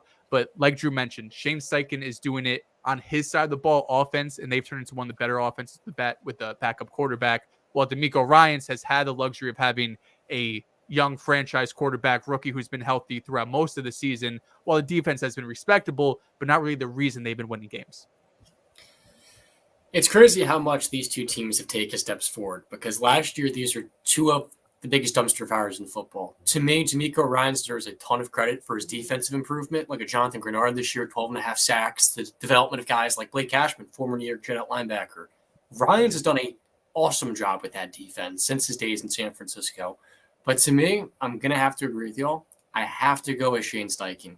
Taking that Colts offense, which was third to last in the NFL, to 8th this year, with not a great supporting cast. I watched firsthand my Steelers. His ability to scheme out TJ Watt without his starting right tackle, down both of his running backs. We haven't even talked about the quarterback situation. Gardner Minshew has been far from perfect this year, but the play calling has been top 5 in the NFL probably. And I feel like Indianapolis' offensive line getting back on track, the run game being established, and the development of Michael Pittman Jr., everything has come together with that offense. And while their defense ranks 27th in the NFL, there's still been some players who have really stepped up, most notably Zaire Franklin. I think Steichen is giving off a little bit of Brian. One of y'all made that comparison last episode, giving off a little bit of Brian Dable vibes here. Better supporting cast, better overall talent than last year's Giants team, but the play calling has been second to none. And altogether, I think he deserves the edge with the Colts being a 4.5 win team. Now they're currently at 8 wins.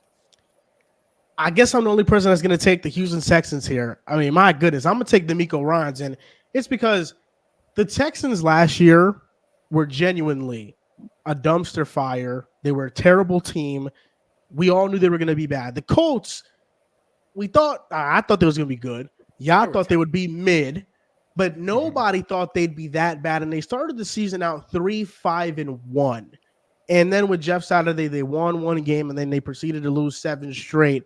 So for me, I think the Colts had a roster that had some talent on it that could have churned out more wins had they had a serviceable head coach and not a coach that was hired from ESPN, just straight out of ESPN. So I think the Colts could have won some more games. Look, I respect Jeff Saturday, but as a coach, he didn't really live up to the bill. Now, here's DeMeco Ryans' case.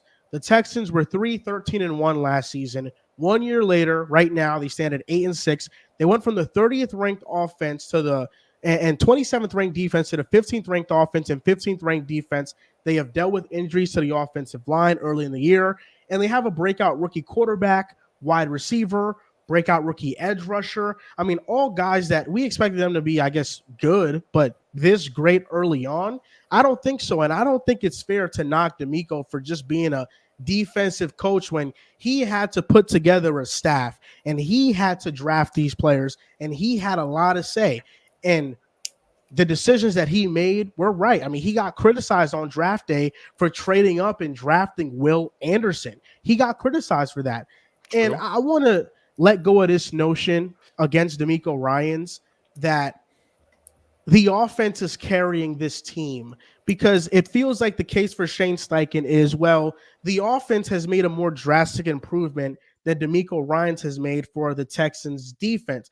And while the statistics may say that, when you look at the games the Texans have won, they have won 6 of their 8 games by holding their opponents to 17 points or less. So we're talking about 80% of their games, they are winning because of their defense. CJ Stroud has been amazing. He has put up numbers, but they held the Jaguars to 17 points. They held the Steelers to 6 points when they were healthy. They held the Saints to 13 points. They held the Cardinals to 16 points, the Broncos to 17 points, and just recently the Titans to 16 points. These aren't just let the Jets score 30. These aren't top-notch offenses, but then again, they're still winning games with their defense. They won 6 games with their defense, and just this past week, you don't have CJ Stroud, you don't have Nico, you don't have Tank Dell, and you still managed to come back and get a win on the road against Tennessee. You're right. The Jets torched them. They scored a lot of points on the Texans. Zach Wilson had a great game. But are you taking away from the Broncos defense and what they've done this year and how they turn around because the Jets scored 30 on them, because the Dolphins scored 70 on them? I mean, bad games happen. It happens to everybody. Shane Steichen's Colts team, their offense has not been perfect every single game. I mean, how many has every single game have the Colts offense, have they scored a ton of points? I'm looking at the regular season, and in wins, they've scored 22 points, 23 points. In losses, there was one game where they scored 10 points against the Patriots in a win. There was a game against the Browns where they put up 38 points, and that's when the scored a Browns lot were of points seeming and wins. unstoppable. You're right, but then they scored 14 points versus the Bengals in a loss against a backup quarterback. So I mean, Texans against the Texans week 2, 31 against the Titans, yep. 27 against the Bucks, 27 against the Panthers, 23 against the Titans again. Really, the only one is that Patriots game where they put up 10 points. Other than that, they're putting up a minimum of 21 points. But you're talking about the Patriots game and then the Bengals game, 10 points and 14 points. So if we want to look at a blimp in a resume, I mean, yeah, they have some games where they're not putting up the most points offensively. The Bengals defense this year has given up a lot of points. They've given up a lot of points, and they only managed to score 14, and they had a ton of turnovers that couldn't execute properly in the red zone. So, I mean, you have those moments with every coach. Nobody's going to be perfect. But I think DeMeco Ryans not being the leading candidate because he's a defensive coach, I think discredits him for putting together a fantastic staff. Because while you can say the offense is the highlight of the Texans, I just told you they've won most of their games because of defense. 6 of the 8, they have held teams to 17 points or less. And I think it's a credit to him for putting together a coaching staff that has gotten the best out of their rookie quarterback. And before he got hurt with the concussion, he was on pace to have one of the best rookie quarterback seasons ever. Yeah, I just think that Shane Steichen, the fact that he's having a backup quarterback, that's highbreaking for me. DeMeco Ryans has a case. I think he should be top 3 consideration, top 2 consideration. But the fact that Shane Steichen is doing it with the backup, it's more so that Shane Steichen is doing this with his issues more so than DeMeco Ryans being able to overcome his issues in the way they're winning. If it was the other way around, if DeMeco is doing the backup quarterback, I would lean that way too. But Dehls, I don't – Gardner Minshew's a backup. But I think he's a spot starter. He's not somebody that you cannot get good production from if you have a good game plan around him. I mean, Michael Pittman Jr. starter, though. He's playing all year. Like spot starters, like yes, play a couple games here or there. He's played the entire season. Michael Pittman Jr. He's been amazing this year. Josh Downs has been amazing this year. Alec Pierce has been recently. Just another. Yeah, but Josh Downs for the most part, he's had one of the better rookie wide receivers. So I understand Steichen's case. I mean, you don't have Taylor for most of the year. That hurts. But I think the difference is that C.J. Stroud, he's shown us that consistently he's played at the top level. Anthony Richardson, I mean, who knows if they would have the same record with him than with Gardner Minshew. It probably is the same, but who knows what's the gap. I love Anthony Richardson, but his accuracy was spotty early on in the year. He was getting a lot of explosive plays, but his accuracy was spotty, where Gardner Minshew is a more accurate quarterback on a down-to-down basis. And he was the quarterback for the team when they beat the Ravens as well. I think that was a game where Richardson got hurt. Advanced statistics, kind of a bitch. Advanced statistics tell us that C.J. Stroud's one of the most inaccurate quarterbacks in the league. Hogwash, watched the game. Obviously, statistically, he's awesome. I agree, AR wasn't the most accurate quarterback, but he showed us some moments. That game versus the Rams that they had no business being in, he comes back, leads a game-tying drive to send it into OT. They just couldn't finish the job. I'm just saying, CJ's been awesome, but AR also showed us some things early on. Wasn't accurate, not even a little bit, but again, on the ground, still was able to impact the game in that way, showed some great things. His season ended too soon for us to get a full picture. But again, CJ's been great. It hasn't been perfect. He's a rookie. You're allowed your leeways. But I still think that some credit be given to AR, that I think that he still would have been able to execute a job and ultimately still win some ball games for the Indianapolis Colts. But again, that's if ands. That's obviously a world that we don't know yet. I think so. But all I'm saying is that I don't think Gardner Minshew is a low-level backup. Like, even if you think he's backup quarterback, he's the best. He's one of the best backups, and he's somebody that he can be a spot starter in a good situation, and he could play really well. Like, he is capable of that. And the Colts defense also has not been terrible. Like, the Colts defense has been great in stretches for them to close out games. The one difference to me, they make a lot of big plays, a lot of block punts and kicks and shit. Go ahead, John. They've had a lot of Indianapolis to kind of be the tiebreaker here, signature wins, beating Baltimore, dominating Pittsburgh, beating the Texans. And I think that level of difficulty and the way they've stepped up for his better teams that would be the separator here, because I also don't think with CJ Stroud's injury, the injuries of wide receiver, the Texans are going to sustain this. I think Indianapolis can, because they've already done this through hell and high water. Like Zach Taylor getting any love here? What's up? Zach Taylor getting any love here? Dealing with the Joe Burrow injury early in the season. He needs to get love. Back is great, then gets hurt. And Jake Brown is fucking undefeated out here. I do think the Texans have the best signature win, beating the Bengals, the red hot Bengals who were beating everybody up. I think that's probably the best win out of both of these coaches' resumes. I have a list where I made the top quarterbacks after week 15. And of course, this list, I'm taking out quarterbacks that got hurt, like Herbert, Burrow, Rodgers, Kirk, Richardson, Watson, Pickett, Daniel Jones. And then I Are you taking out CJ too? Who? CJ? CJ? I didn't take him out just yet because I think he's going to come back pretty soon. Like these other guys, they're not going to play again. Gardner Minshew for me is 19th. He ranks 19th.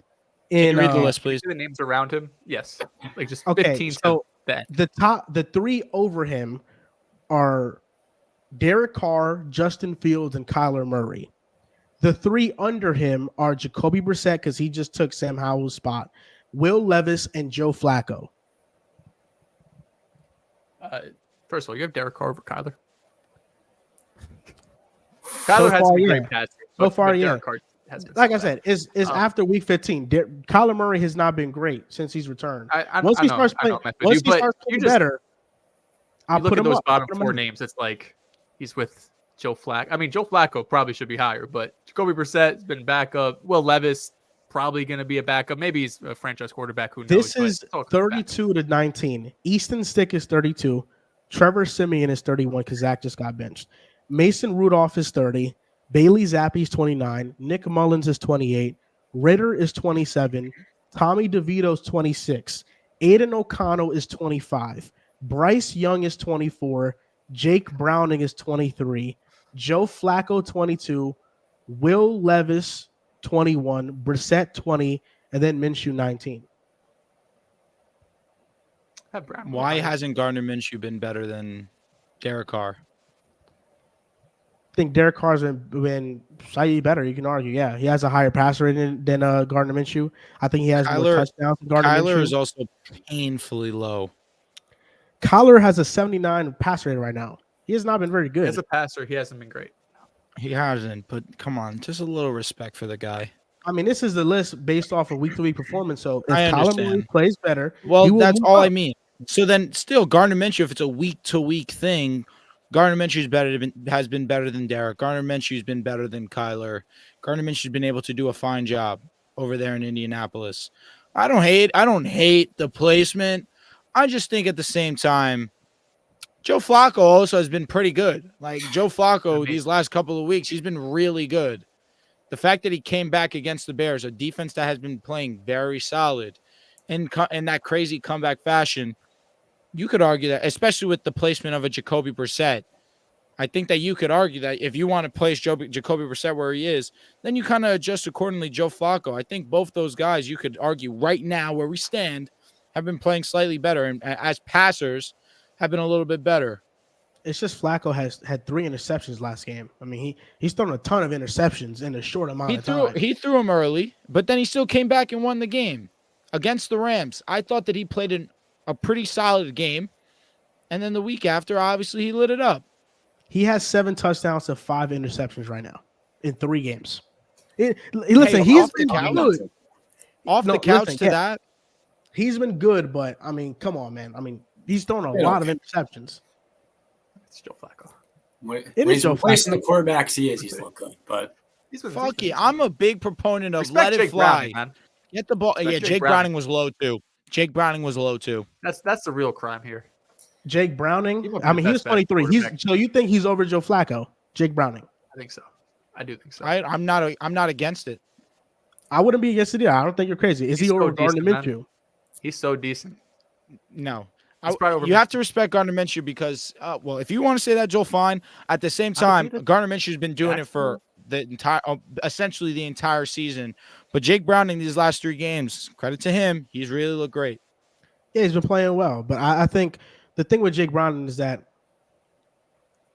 backup quarterbacks have a stretch of games where they're great, and then kind of like that fourth, fifth game, we see them fall off.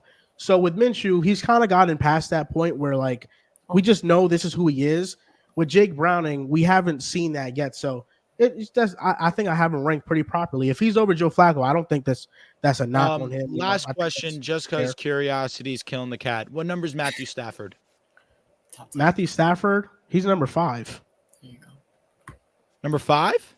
He's number 5. Yeah. Surprised by like The only quarterback Stafford like we never left is behind Mahomes, Allen, Lamar, Dak is Stafford, and Stafford could be over Dak. I mean, Stafford's number 5 for me. Where's Tua? I think Stafford.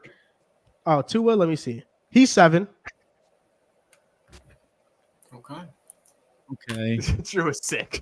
Take the 7. That's huge. Respectable. And Stafford's not like Kyler, where the numbers were not there. They're very mid to start the year, but he has stepped it up huge. This is month. just right now, so no injuries. I see like people say no Yeah. way he's top 5. Like Yeah. that's without Herbert and Burrow and all these Aaron. Yeah, so I'm not counting any of those quarterbacks that got hurt, but yeah, my top 10 right now. 1 is Mahomes, 2 is Allen, 3 is Jackson, 4 is Dak, 5 is Stafford, 6 is Purdy, 7 is Tua, 8 is Hurts, 9 is CJ, and 10 is Trevor. Has Mahomes been better than Josh this year? No, but he gets an insane amount of leeway. He's just number 1 no matter what. Damn. But it's also like They Mahomes could hasn't. lose out. He's number 1. Bro, his receivers are selling him at a historical rate. I mean, it's insane. it's They're pretty good. Bet crazy. against him every week. God Keep it bless up. you, Kadarius Toney. Keep it up, baby. My favorite player right now is Kadarius Toney. Keep it up, champ. Oh my God, So you're So on this, disgusting. if you were making a list, would you rank Jordan Love above Russell Wilson? Just curious, fellas. I would. No said you shit, would've John. won, You got a fucking crush on Jordan.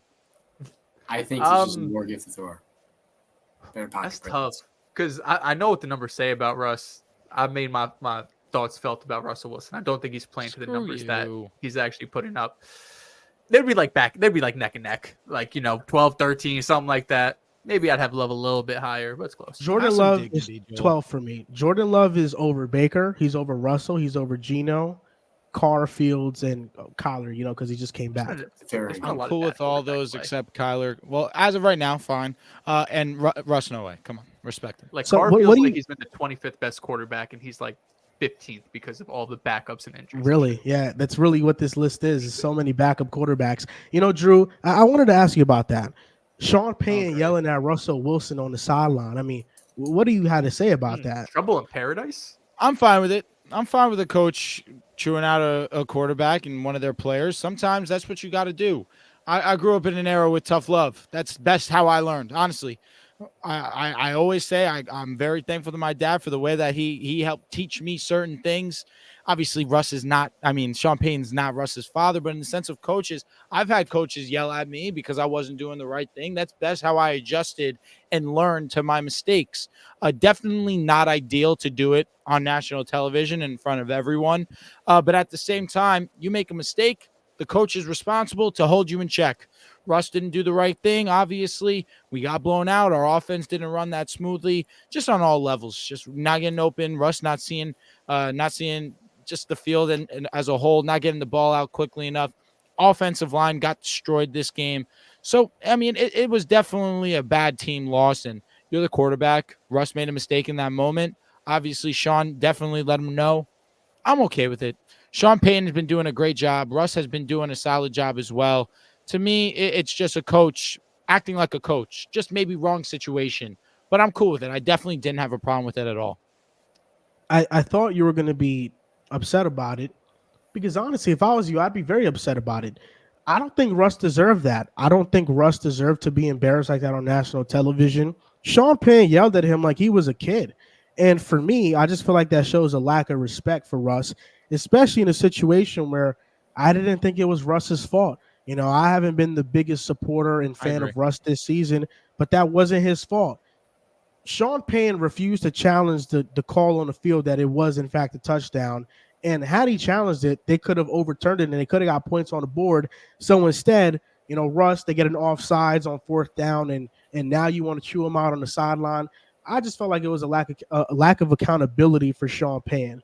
And I feel like You don't embarrass a player like that in front of the whole world to see, especially not your quarterback. So I didn't like it. I personally didn't like it. I mean, No comment. I'm cool. I don't know. Whatever they I don't got to think it's do. the biggest deal to me. I to feel me, like we it's- haven't. Sorry, John. Go ahead. To me, sorry. To me, I feel like it's a variety of frustrations. Early in the year, we saw this as well. They don't have the pieces in place to support or elevate Russ. And so there's only so high of a ceiling they can go. And I was saying this yesterday. It's probably the second or third worst group of weapons after the Panthers in the NFL. And respect to Cortland Sutton, after that, there's no one. And so that level of frustration to me has kind of spoiled their relationship, because if you give Russ the weapons he once had, or say the weapons in Pittsburgh, good, high-level, above-average wide receivers, I think you will look a lot closer to that old self. And quite frankly, I think Payton's tired of it. They don't have the assets to really get them at the moment. Now, John, we're going to stay with you. Yeah. You still got something to say, Dehls? No, I think he was just pissed off. They've been winning a lot. We haven't seen much. Then they get their ass kicked on national television. He's like, fuck it. I got to yell at somebody. I want to stick with you, John, because you're a Steelers fan. You don't have the Steelers beanie on today, but you did last night. Mike Tomlin. Should the Steelers stay with Mike Tomlin? Should they let him go? What do you think about a coach who I think the public is kind of split on? He hasn't had a losing record yet, even though he might get one this year. Who knows? But then again, that can be used against him. I mean, you're winning a lot, but you're kind of stuck in mediocrity. Right. So where do you feel like the Steelers should go when it pertains to Mike Tomlin? I think the Pittsburgh Steelers should move on. But there's a very important part of this equation, because I think people have misunderstood where the Pittsburgh Steelers are. So they're in a place that I view NFL purgatory. 9 wins, no higher ceiling. And it's because they primarily don't have a quarterback. One of the misconceptions is that Mike Tomlin has no role in that equation, which I think is fabricated. Mike Tomlin has been at the Pittsburgh Steelers for 17 years. To think after Kevin Colbert retired he had no role in drafting Kenny Pickett, I think is a bit naive. Mike Tomlin has failed Kenny Pickett. Their offense plays like it's prehistoric. And inherently, I felt like Mike Tomlin early on in Pittsburgh was an energizer. When he came in 2007, he lit a spark on that defense because he was only a few years older than some of those veterans. But he inherited a special team. And when I look at the timeline of the Pittsburgh Steelers, I don't think Mike Tomlin covered himself in glory in the years of the Killer Bees, because his teams never came to play in big playoff games. The AFC Championship game versus New England, we got our asses kicked. Jacksonville at home, 45 points. And then the Cleveland debacle. I look at all these embarrassing playoff games where you had one of the best rosters in the history of the Pittsburgh Steelers, a top 5 offense and a top 10 defense in 2017. But the moment Ryan Shazier went down, our Super Bowl window vanished. I think for an elite defensive coach, Mike Tomlin is not quite that. I think he's a good defensive mind, but not necessarily a miracle worker, because throughout the years in Pittsburgh, he's been very reliant on his superstar level talent, as are many coaches. But I think now in 2023, we're at a point where Tomlin has a Super Bowl, he's a borderline Hall of Fame coach, and he's an icon to an extent in Pittsburgh. He deserves to be respected as a top 10 coach because his resume is that. But I think in today's NFL, he's slowly starting to be passed on by more dynamic offensive minds that hire better staffs. And that leads me to the second criticism of Mike Tomlin. He hires a bunch of yes men. And this has happened ever since Bruce Arians left and the team did not extend him. And he went on to become, a borderline Hall of Fame coach himself in Arizona and Indianapolis and Tampa Bay. And ever since then, Pittsburgh has not had good OCs. They haven't had good defensive minds. I think we're slowly seeing that it feels like the Houston Texans with J.J. Watt. You're wasting what I will call all-time defensive peak here by T.J. Watt. And you have nothing to show for in a year or two. And I think ultimately for Pittsburgh, I will look to trade Mike Tomlin to a team that needs a veteran, a leader, someone that can build a culture like the Washington Commanders. I think a first-round pick, something similar to Sean Payton, would be reasonable. And the reason why Pittsburgh does is to get an energizer once again, the way Mike Tomlin was 17 years ago. Had a hell of a run here in Pittsburgh, but I think this team, this locker room, is lost. And they need somebody who's younger, innovative, and quite frankly, will re-energize this team. And then the draft, we can utilize more first-round picks to hit the offensive line, the cornerback position, and just build a more complete team to develop a quarterback. No, that was a lot. Go off, John. I know you tweeted out there saying trade Washington, number 4 overall pick. I feel like Washington will probably give up their 2025 5 first, not the number 4 overall picks. They're going to need those pieces. I made that my overreaction a couple weeks ago, saying that I think it is best that Mike Tomlin and the Steelers part ways on both parts, because I do think that if Mike Tomlin gets let go, probably first of all won't get let go. He will be traded like Sean Payton, because the value there is insane, right? The track record he has in terms of building a culture, a respectable organization. Although the playoff wins haven't been there recently, we know throughout his history he's been able to get the job done. I am looking, though, at just your last few playoff wins, because, of course, you haven't won one since 2016. But even those last few, when you did win, you beat Matt Moore. You beat Alex Smith in the year before. You beat AJ McCarron. So even the last 3 wins, it's not like you were going up there against the Tom Brady's and Peyton Mannings and proving it to the rest of the world that you guys were, all-time teams. But I do think Tomlin should probably move on at this point. John mentioned the yes men that are surrounded him. And it's yes men, but it's also that once things aren't going well, it takes them years to move off. Like, why was Matt Canada employed for multiple seasons when they had multiple years of the worst offense in football? We're talking about 28th in points this year, 26th in points last year, 21 the year before that. That was, Big Ben's last season there. And also drafting Kenny Pickett. This is going to be, I think, a big test this offseason, because I don't think there's as many people split on on Mike Tomlin as there is on Kenny Pickett. I think everyone realizes Mike Tomlin's still a really good coach, but I think more people are questionable about Kenny Pickett. Number one, just the injury history. While he started a ton of games, he's left early in about a quarter, 20 or 25% of the games he's left early due to injury. And then also just the pure of talent. He's had moments in the fourth quarter that he's had comeback wins and signature moments, but you see the stat every single time someone has a 300-yard game, a 3-touchdown game. It's like, oh, that's more than Kenny Pickett has had in his 2-year career in Pittsburgh. And the weapons are also there too. Like, you have George Pickens, Deontay Johnson, Pat Freiermuth, 2 not top-level running backs, but I think 2 respectable running backs, kind of a thunder and lightning situation with Jalen Warren and Najee Harris. They're at least talented. They're not going to be top 5 in rushing anytime soon, but with a good enough offensive coordinator, I think you get those guys to be respectable running backs. So the Steelers, they're this very historic organization. Tomlin's been there since 2007. Before that, Cowher was there for like 15 years. Chuck Noll. I mean, they've had 3 coaches in the last 4 decades. So they're a team that are reliant on history and want to give the coach, the player, the quarterback the benefit of the doubt. They lasted with Big Ben a season too long, in my opinion, too. I fear they're going to do the same thing with Kenny Pickett. Of course, being a Pittsburgh kid, too, probably doesn't help that case. But they do have a chance to kind of right their wrongs in one off season, mostly by moving on from Kenny Pickett in my decision, because I do think if you get a more explosive type quarterback, the offense will be better. Of course, moving on from Matt Canada helps too, but I do think both the coach and team probably benefit in this situation. You get a respectable goodbye. You're going to be in the Steelers Hall of Fame, the NFL Hall of Fame, but you can move on. I mentioned it the last time. Andy Reid moved on from Philadelphia. Mike Tomlin can move on, go to another team, and have success too. To me, this conversation's a funny one, for the idea that we haven't seen Tomlin lose. Now, I understand the ultimate goal has been to win a Super Bowl. He's been able to do that. He's made it to 2 Super Bowls. It's been a while since we've seen him back there, and it's been a while since we've seen the Steelers win a playoff game. But at the same time, we understand that this roster is just not Super Bowl ready. It barely is playoff ready.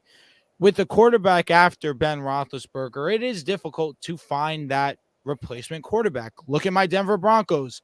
After Peyton Manning retired, we were in a unicycle, or what's the word I'm looking for? A carousel of quarterbacks, and now they're in that same position. You move on from a Hall of Fame quarterback. You never had to worry about that position at all for over almost 20 seasons, and now you're back to having to draft quarterbacks, having to evaluate. It's not that easy. Take it from me, as a guy who's rooted for a team that has gone through what seems like over 10 quarterbacks since Peyton Manning's been gone.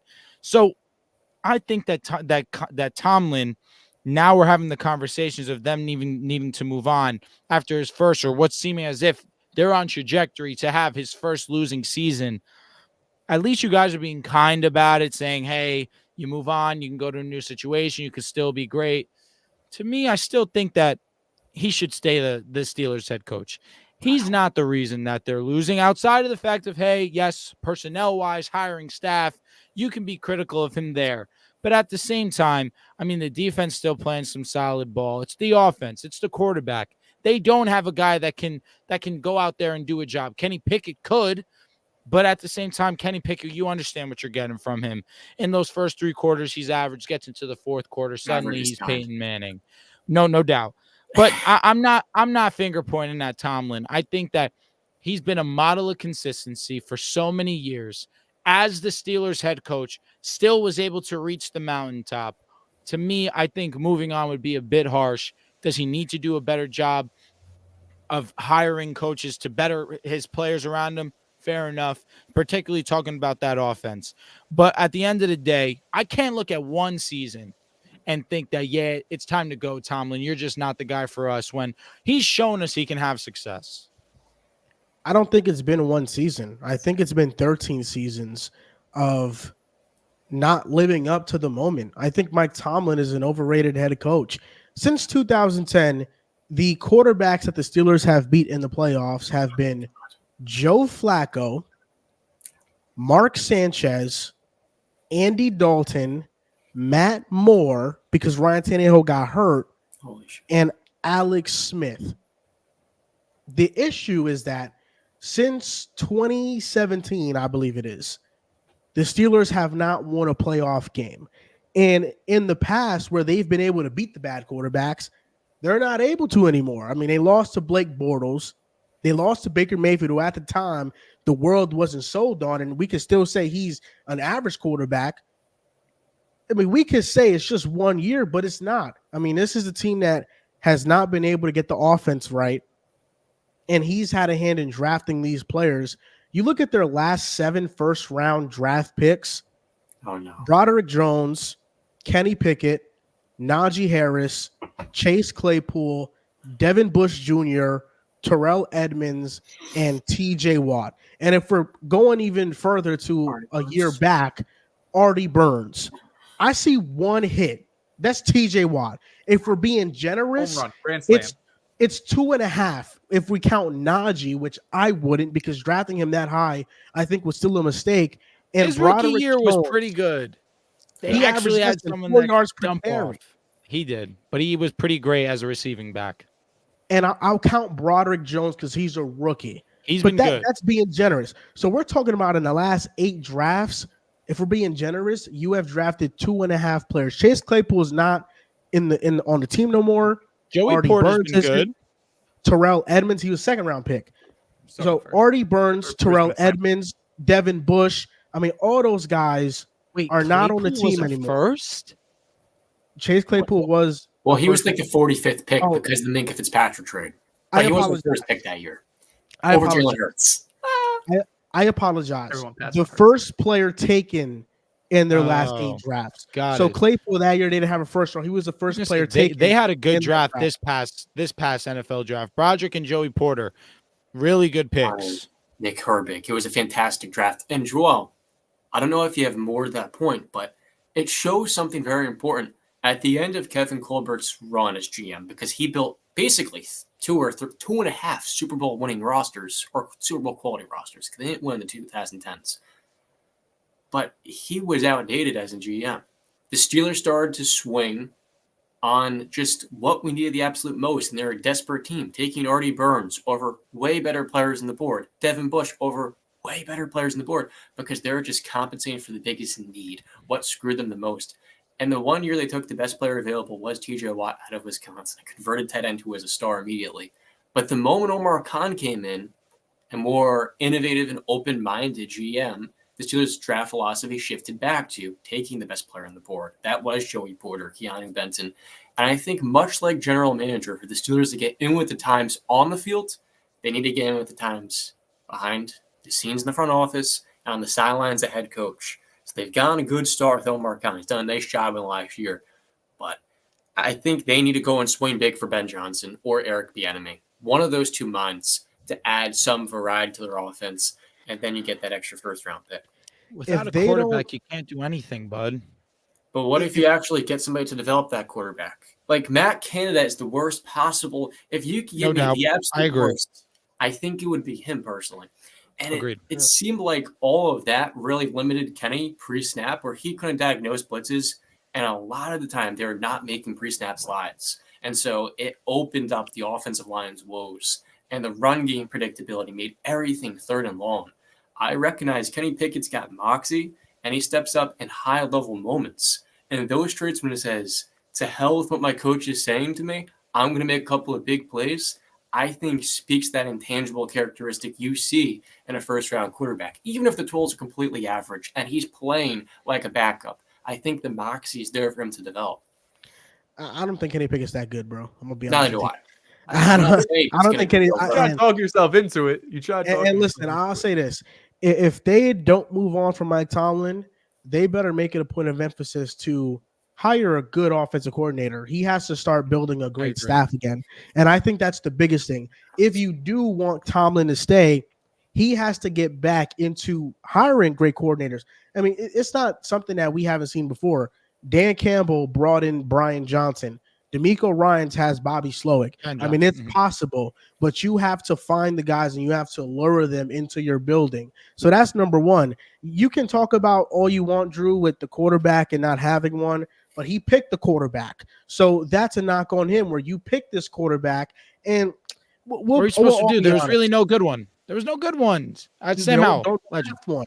Don't draft. They could have drafted Trent McDuffie, I think. Trent McDuffie would have been wonderful. Don't draft one, but then what do you do? What do you do? You start Mitch Trubisky or Mason Rudolph or something. Yuck! I'll throw up in my mouth right now hearing that. You wait a year, and opposed to trading up for a Devin Bush, they trade up for Ronald Jones. You trade up. Devin Bush was the year that you guys traded with us. We finessed y'all. Yeah. Well, I mean, let's be clear. You took Drew Lock and Noah Fant. You didn't waste the Noah Fant pick on Russell Wilson. Drew Lock just won a game. What did Mr. Trubisky just do? Yes. I mean, what did you as Broncos? It was 4-9 as a starter. Legendary moment for Drew Lock. You know what you could have done? You could have brought in Baker Mayfield. Yeah, I mean, it wouldn't matter. The Steelers got to bring in some competition at quarterback. They got to bring in somebody. Trade for Justin Fields, a vet, a rookie on day 2. You need somebody there. I just don't think you could run back Kenny Pickett and Mitch Trubisky and be like, let's try again with a new offensive coordinator. You need to have a better backup plan than that. We're going to wrap up the show with NFL Power Rankings after Week 15. NFL Power Rankings after Week 15. I'll go first. I'll go 10-1. Number 10, the Cleveland Browns. Comeback win against the Bears. Joe Flacco still playing well. Number 9, the LA Rams.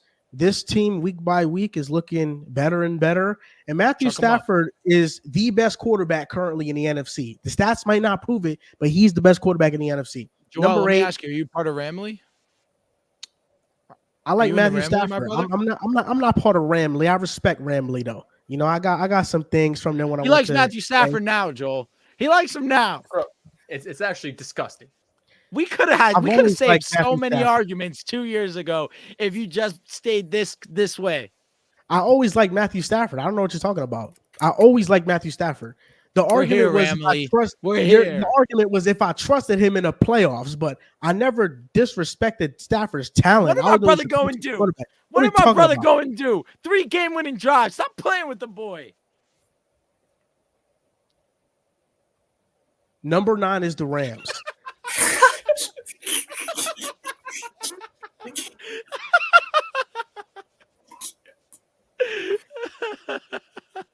Go ahead. I'm sorry. Number 8. I mean, listen, a fraud team deserves a fraudulent placement. Number 8, the Philadelphia Eagles. Wow. They stink. I mean, their defense stinks. Jalen Hurts is stinky. Oh, the offense is stinky. They're number 8. Number 7. I like that win that the Detroit Lions had. I've been disrespecting them out of my top 10 for the last 2 weeks. But you know what? Great win. Blew out the Broncos. Put the Lions over the Eagles for me. Number 6, the Dallas Cowboys. Embarrassing loss to the Bills. Number 5, the Dolphins. Number 4, the Buffalo Bills. They feeling like the hottest team in the league. Number 3, you know it's my boy, Patrick Mahomes, Kansas City Talk Chiefs. about a stinky Y'all offense. keep on suck. disrespecting the Chiefs. They're still able to move the ball, and they got Mahomes, boy. If you got Mahomes, you could do anything in this world. That's how great Mahomes is. Number 2, the Baltimore Ravens, and number 1, the San Francisco 49ers. Good God. I'll go next. We have a very similar bottom 3, but we have some differences at the top. 10, I got the Cleveland Browns. Joe Flacco continues to get it done. 9, the Los Angeles Rams. They continue to put up points, but they need to have real signature win. Number 8, the Detroit Lions. Big win over the Broncos. They were able to run the ball. I do have worries about them outside of that dome, though. Number 7, Miami Dolphins. Dominating victory over the Jets, but beating the Jets doesn't really move you up in my power rankings, unfortunately. Number 6 is where I have the Kansas City Chiefs. The defense is great, but the offense I still have questions about. Number 5, I'm dropping the Eagles. This is where they land. I'm not going crazy with the overreactions. 3 straight L's. 2 got dominated. This last one against Seattle, they should have won. They played well enough for the first 58 minutes. Credit to Drew Lock. Legendary drive at the end. Number 4, Dallas Cowboys. 1 spot ahead of Philadelphia. They've been playing better football over the last month. Pretty simple. Number 3, Buffalo Bills. They're probably the scariest team in the AFC. Josh Allen's playing an MVP-type level. James Cook is getting involved, and they're doing all of this with Stephon Diggs having his worst stretch of his Buffalo career. So if they're able to get him going again, the offense is going to get more dangerous. 2, I'm still respecting Baltimore here with the number 1 scoring defense in the league, Lamar Jackson. And number 1, San Francisco 49ers. They're in a tier of their own. Good list, Mr. Dehls. My number 10 is going to be the Cleveland Browns. Number 9, I'm going with the Detroit Lions. Got to respect them after they dominated my Broncos. It was tragic, but it was something that happened, and I have to live with it. Number 8, the Los Angeles Rams. They keep winning games. That offense looks great. Kyron Williams is one of the best running backs in the game. Puka Nacua, Cooper Kupp. We're starting to see Cooper get back into this offense ever since Riv said that Puka Nacua was better. So I'm happy he threw that out into the world. Number 7, Mr. Dehls, I'm so sorry. It's got to be the Philadelphia Eagles. I'm concerned. The defense is terrible. The offense has not been good these last 3 games. And against the Seattle Seahawks, it became inexcusable the way that it performed. Got to just be consistent. Number 7, Philadelphia Eagles. Number 6, I'm going with the Kansas City Chiefs. Their defense has been playing solid. Still don't love that offense. Number 5, the Dallas Cowboys. They got absolutely dismantled by the Buffalo Bills. Number 4, the Miami Dolphins. They took strides without Tyreek Hill. Loved what I saw against that Jets defense. Number 3, when you're wrong, you're wrong. And I'm going to have to say this every single week when I move them higher and higher. The Buffalo Bills. An amazing win against the Dallas Cowboys. Josh Allen continues to be the best quarterback this season. This season, he's been the best quarterback, and they've been playing some excellent football. Number 2, the Baltimore Ravens. And number 1, best team in the league, Super Bowl favorite, the San Francisco 49er. I'm surprised you guys have had the Chiefs a bit lower because I had them not much higher, but I think they have to be a top 5 team. I'll give you all mine. Number 10, I have the 7-win Los Angeles Rams. I think they're the best example of a team that's better than their record. Number 9, I have the Cleveland Browns. Actually, no, I'm switching. Sorry. Number 9, I have the Detroit Lions. Number 8, I have the Cleveland Browns. Number 7, I've got the Philadelphia Eagles. 6, Miami Dolphins. 5, I've got the Dallas Cowboys. 4, the Buffalo Bills. 3, the Kansas City Chiefs. 2, the Ravens. Best team in the AC in the regular season. Number 1, obviously, the San Francisco 49ers right now. And that's going to do it for this episode of the Pick Aside Podcast, episode 336. Sorry, one last question. One last question. Yes, one word sir. answer, yes or no. One word answer, yes or no, just for Joel. Is Jalen Hurts a 1-year wonder? Yes. Oh, my God. Fucking casual. End the show. You don't know ball. Mr. Dehls, you go from a 100 passer rating to an 89 passer rating. That might go up because he has a Mickey Mouse schedule, but even then, I really don't know. He's playing so terrible. So 2 is better, yes or no? You know, Joe, I think it's fair. You can say that. You know, I think you talk about system quarterbacks. I think, you know, Tua might be up there. He might be above him. 3 weeks ago, he was a top 8 quarterback. And, you know, Jalen Hurts, all I'm going to say is this, you know, because weeks ago, when y'all propped him up as the front runner for MVP, he was. I told you there's nothing that he really did to deserve that spot. 30 touchdowns through 11 weeks and 10-1 record. And the reason why he didn't is because he didn't play well against the Chiefs, and the Bills game really wasn't that impressive. I'm sorry, it just They won wasn't. 37-34 in overtime. They were Josh down That's Allen an 10. played better. insane statement. That's an insane statement. Wasn't Jalen that Hurts- impressive is different than Josh Allen was better. It's different. Josh Allen was better. To say it wasn't impressive is rude, Joel. It's rude. Jalen Hurts over half of his games this year has been outplayed by the opposing quarterback. Happened with Sam Howell once, I believe. You know, come on, Sam Howell's been benched right now. What are we doing? He was outplayed by Mac Jones. He was outplayed by Zachary Wilson. I mean, come on, He man. wasn't. Listen, Zach Wilson I think- outplayed CJ Stroud too. I think it's fine if you say Jalen Hurts last season, he was phenomenal. Yes. I think people started to overrate him after the Super Bowl game. That game was great. And even me, I'm saying, listen, that game, he proved me wrong. You know, I'll eat it. But pause, no homo. How are you going to eat But- it whole? Oh my God. But I will say this. I never put Hurts in that elite quarterback tier. I always had him as a top 10 quarterback, Called him a but superstar. I still thought he was a ways to go from the Joe Burrows, the Josh Allens, and the Mahomes. And the Tuas. Coming into the year, I seen a lot of lists put him as a number 2 quarterback. I seen a lot of people overrate him, and these are weaknesses that are popping up now that people are talking about only because they're losing. But when they were winning, these weaknesses were here as well. Just people didn't want to acknowledge it, and they just said he's winning. Why are you hating? What do you have to say? Completing But- 60% of his but passes, now- 300 yards, and but 3 now- touchdowns a game. That he's losing, we're seeing these flaws, and people are starting to have all these overreactions to Hurts. I'm just letting you know, I've been here. I've been sitting in this chair. You've very been a hater. I know. sinking Stay on into- that side. When Stay he here. bounces back, stay there. It must be nice having the opposing quarterback go up against the worst defense in football every week, and Jalen Hurts can't put up 500 yards to outproduce them. God forbid. You know, Dehls, I will say this about you. The fact that you were so heavily moved by a playoff run that featured beating the New York Football Giants and the 49ers What with do you do no in the Super Bowl? quarterback. What do you do in the baffles Super me. Bowl? That's What do you do in the one Super game. Bowl? Nick Foles had a great Super Bowl game. Am I supposed to now he award clears him the as He's a goal. the best Philadelphia quarterback ever? legend. What are we He's doing? a Philadelphia Joe Flacco legend. had the run too, bro. You're a Jets fan. You wouldn't know anything about it, man. Even I will say this to you, Dehls. Joel, have some shame. Have some shame. Have some No, shame. fuck that. No shame. He's not shameful. This guy's not shameful. I will say this to you, I put Dehls. him top 8 3 weeks ago. I'm taking him over Trevor Lawrence. I'm taking him over CJ Stroud. Now he's like, I've always been on this side. I've never been a big fan of Jalen Hurts. He's never been elite. I took CJ Stroud over Jalen Hurts. No, you took I Jalen think- Hurts over him. I said CJ. Oh, I thought about it. You're right. But I thought about it. Long term. I'll I went back and watched TikTok just to make sure. Mr. Dehls, I'll tell you this. Jalen Hurts had a great last year, but we all know that the year after your best season is the year you have to actually prove yourself.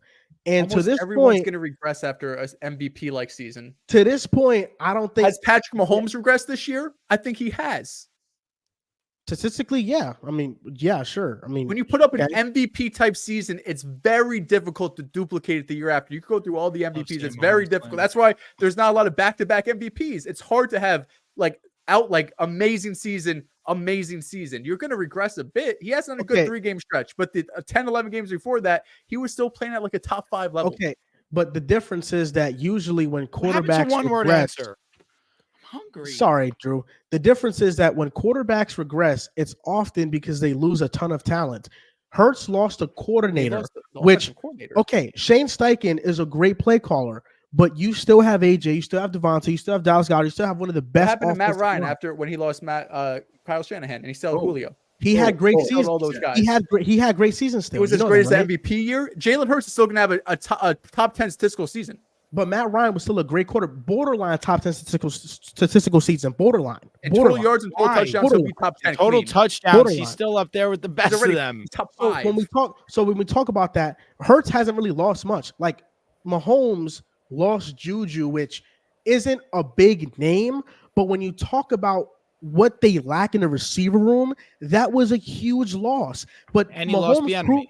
But also, yeah, he lost the enemy. But Yes, also, Drew, I'm disappointed that he made because last season, Drew said in the offseason, Mahomes got to prove himself without Tyreek Hill. We Correct. thought it was a crazy statement, but Drew, had backing on it. He said now he's not playing with two elite weapons. He's not playing with the best receiver in football. So we got to see if he can elevate those guys around him. He did just that. So he has leeway to have this down season versus Jalen Hurts, who has had one fantastic year and now with the similar supporting cast has regressed. That's different.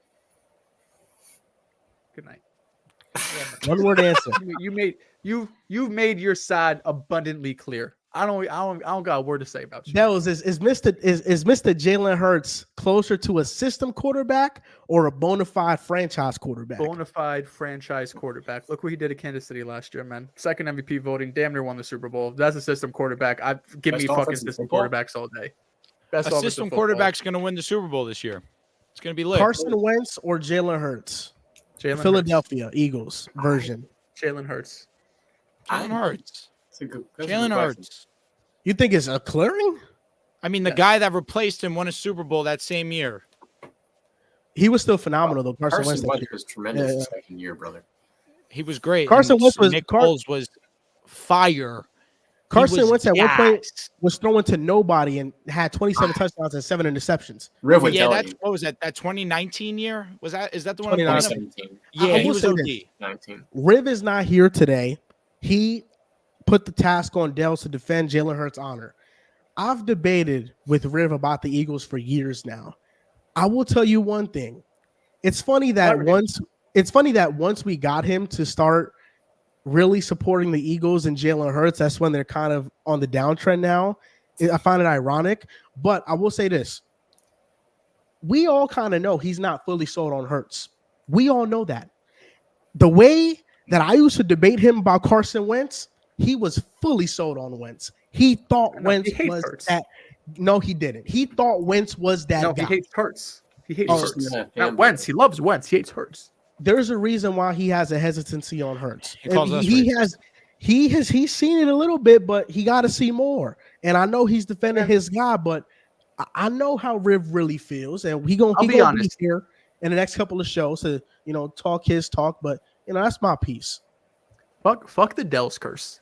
Ever since River Brown put Jalen Hurts on his Twitter, brother sucks. Just forgot how to play football. I wish he would have stayed on that damn side. Man. Only Dehls. Dehls should have been the only Hurts supporter. But that's going to do it for episode 336. Now, before we go, make sure you guys download Prize Picks. We are having a ticket giveaway. Just comment done once you have entered. You download Prize Picks and use code PAS for a chance to win 2 NBA tickets that have a $200 value. So make sure you guys enter that ticket giveaway. And Mr. Drew, I'm looking at Prize Picks right now. I'm looking at the John Moran entry. The brother has 28 points. Ooh. No minutes restriction. No minutes restriction. He's a legend. I had a 2-point game too. I should have listened to my gut because I knew he wasn't going to be on a minutes restriction. He's not injured. He was just suspended. But I could understand your logic. He's young. I understand that they just throw him out there and just let him play ball. But he really didn't have a preseason, no training camp, no nothing. I'm surprised that they're just letting him loose. I'm not surprised that he's hooping. He's amazing. And that's going to do it for our Tom NBA episode later on this week. Thank you guys for watching, and we'll see you guys next time.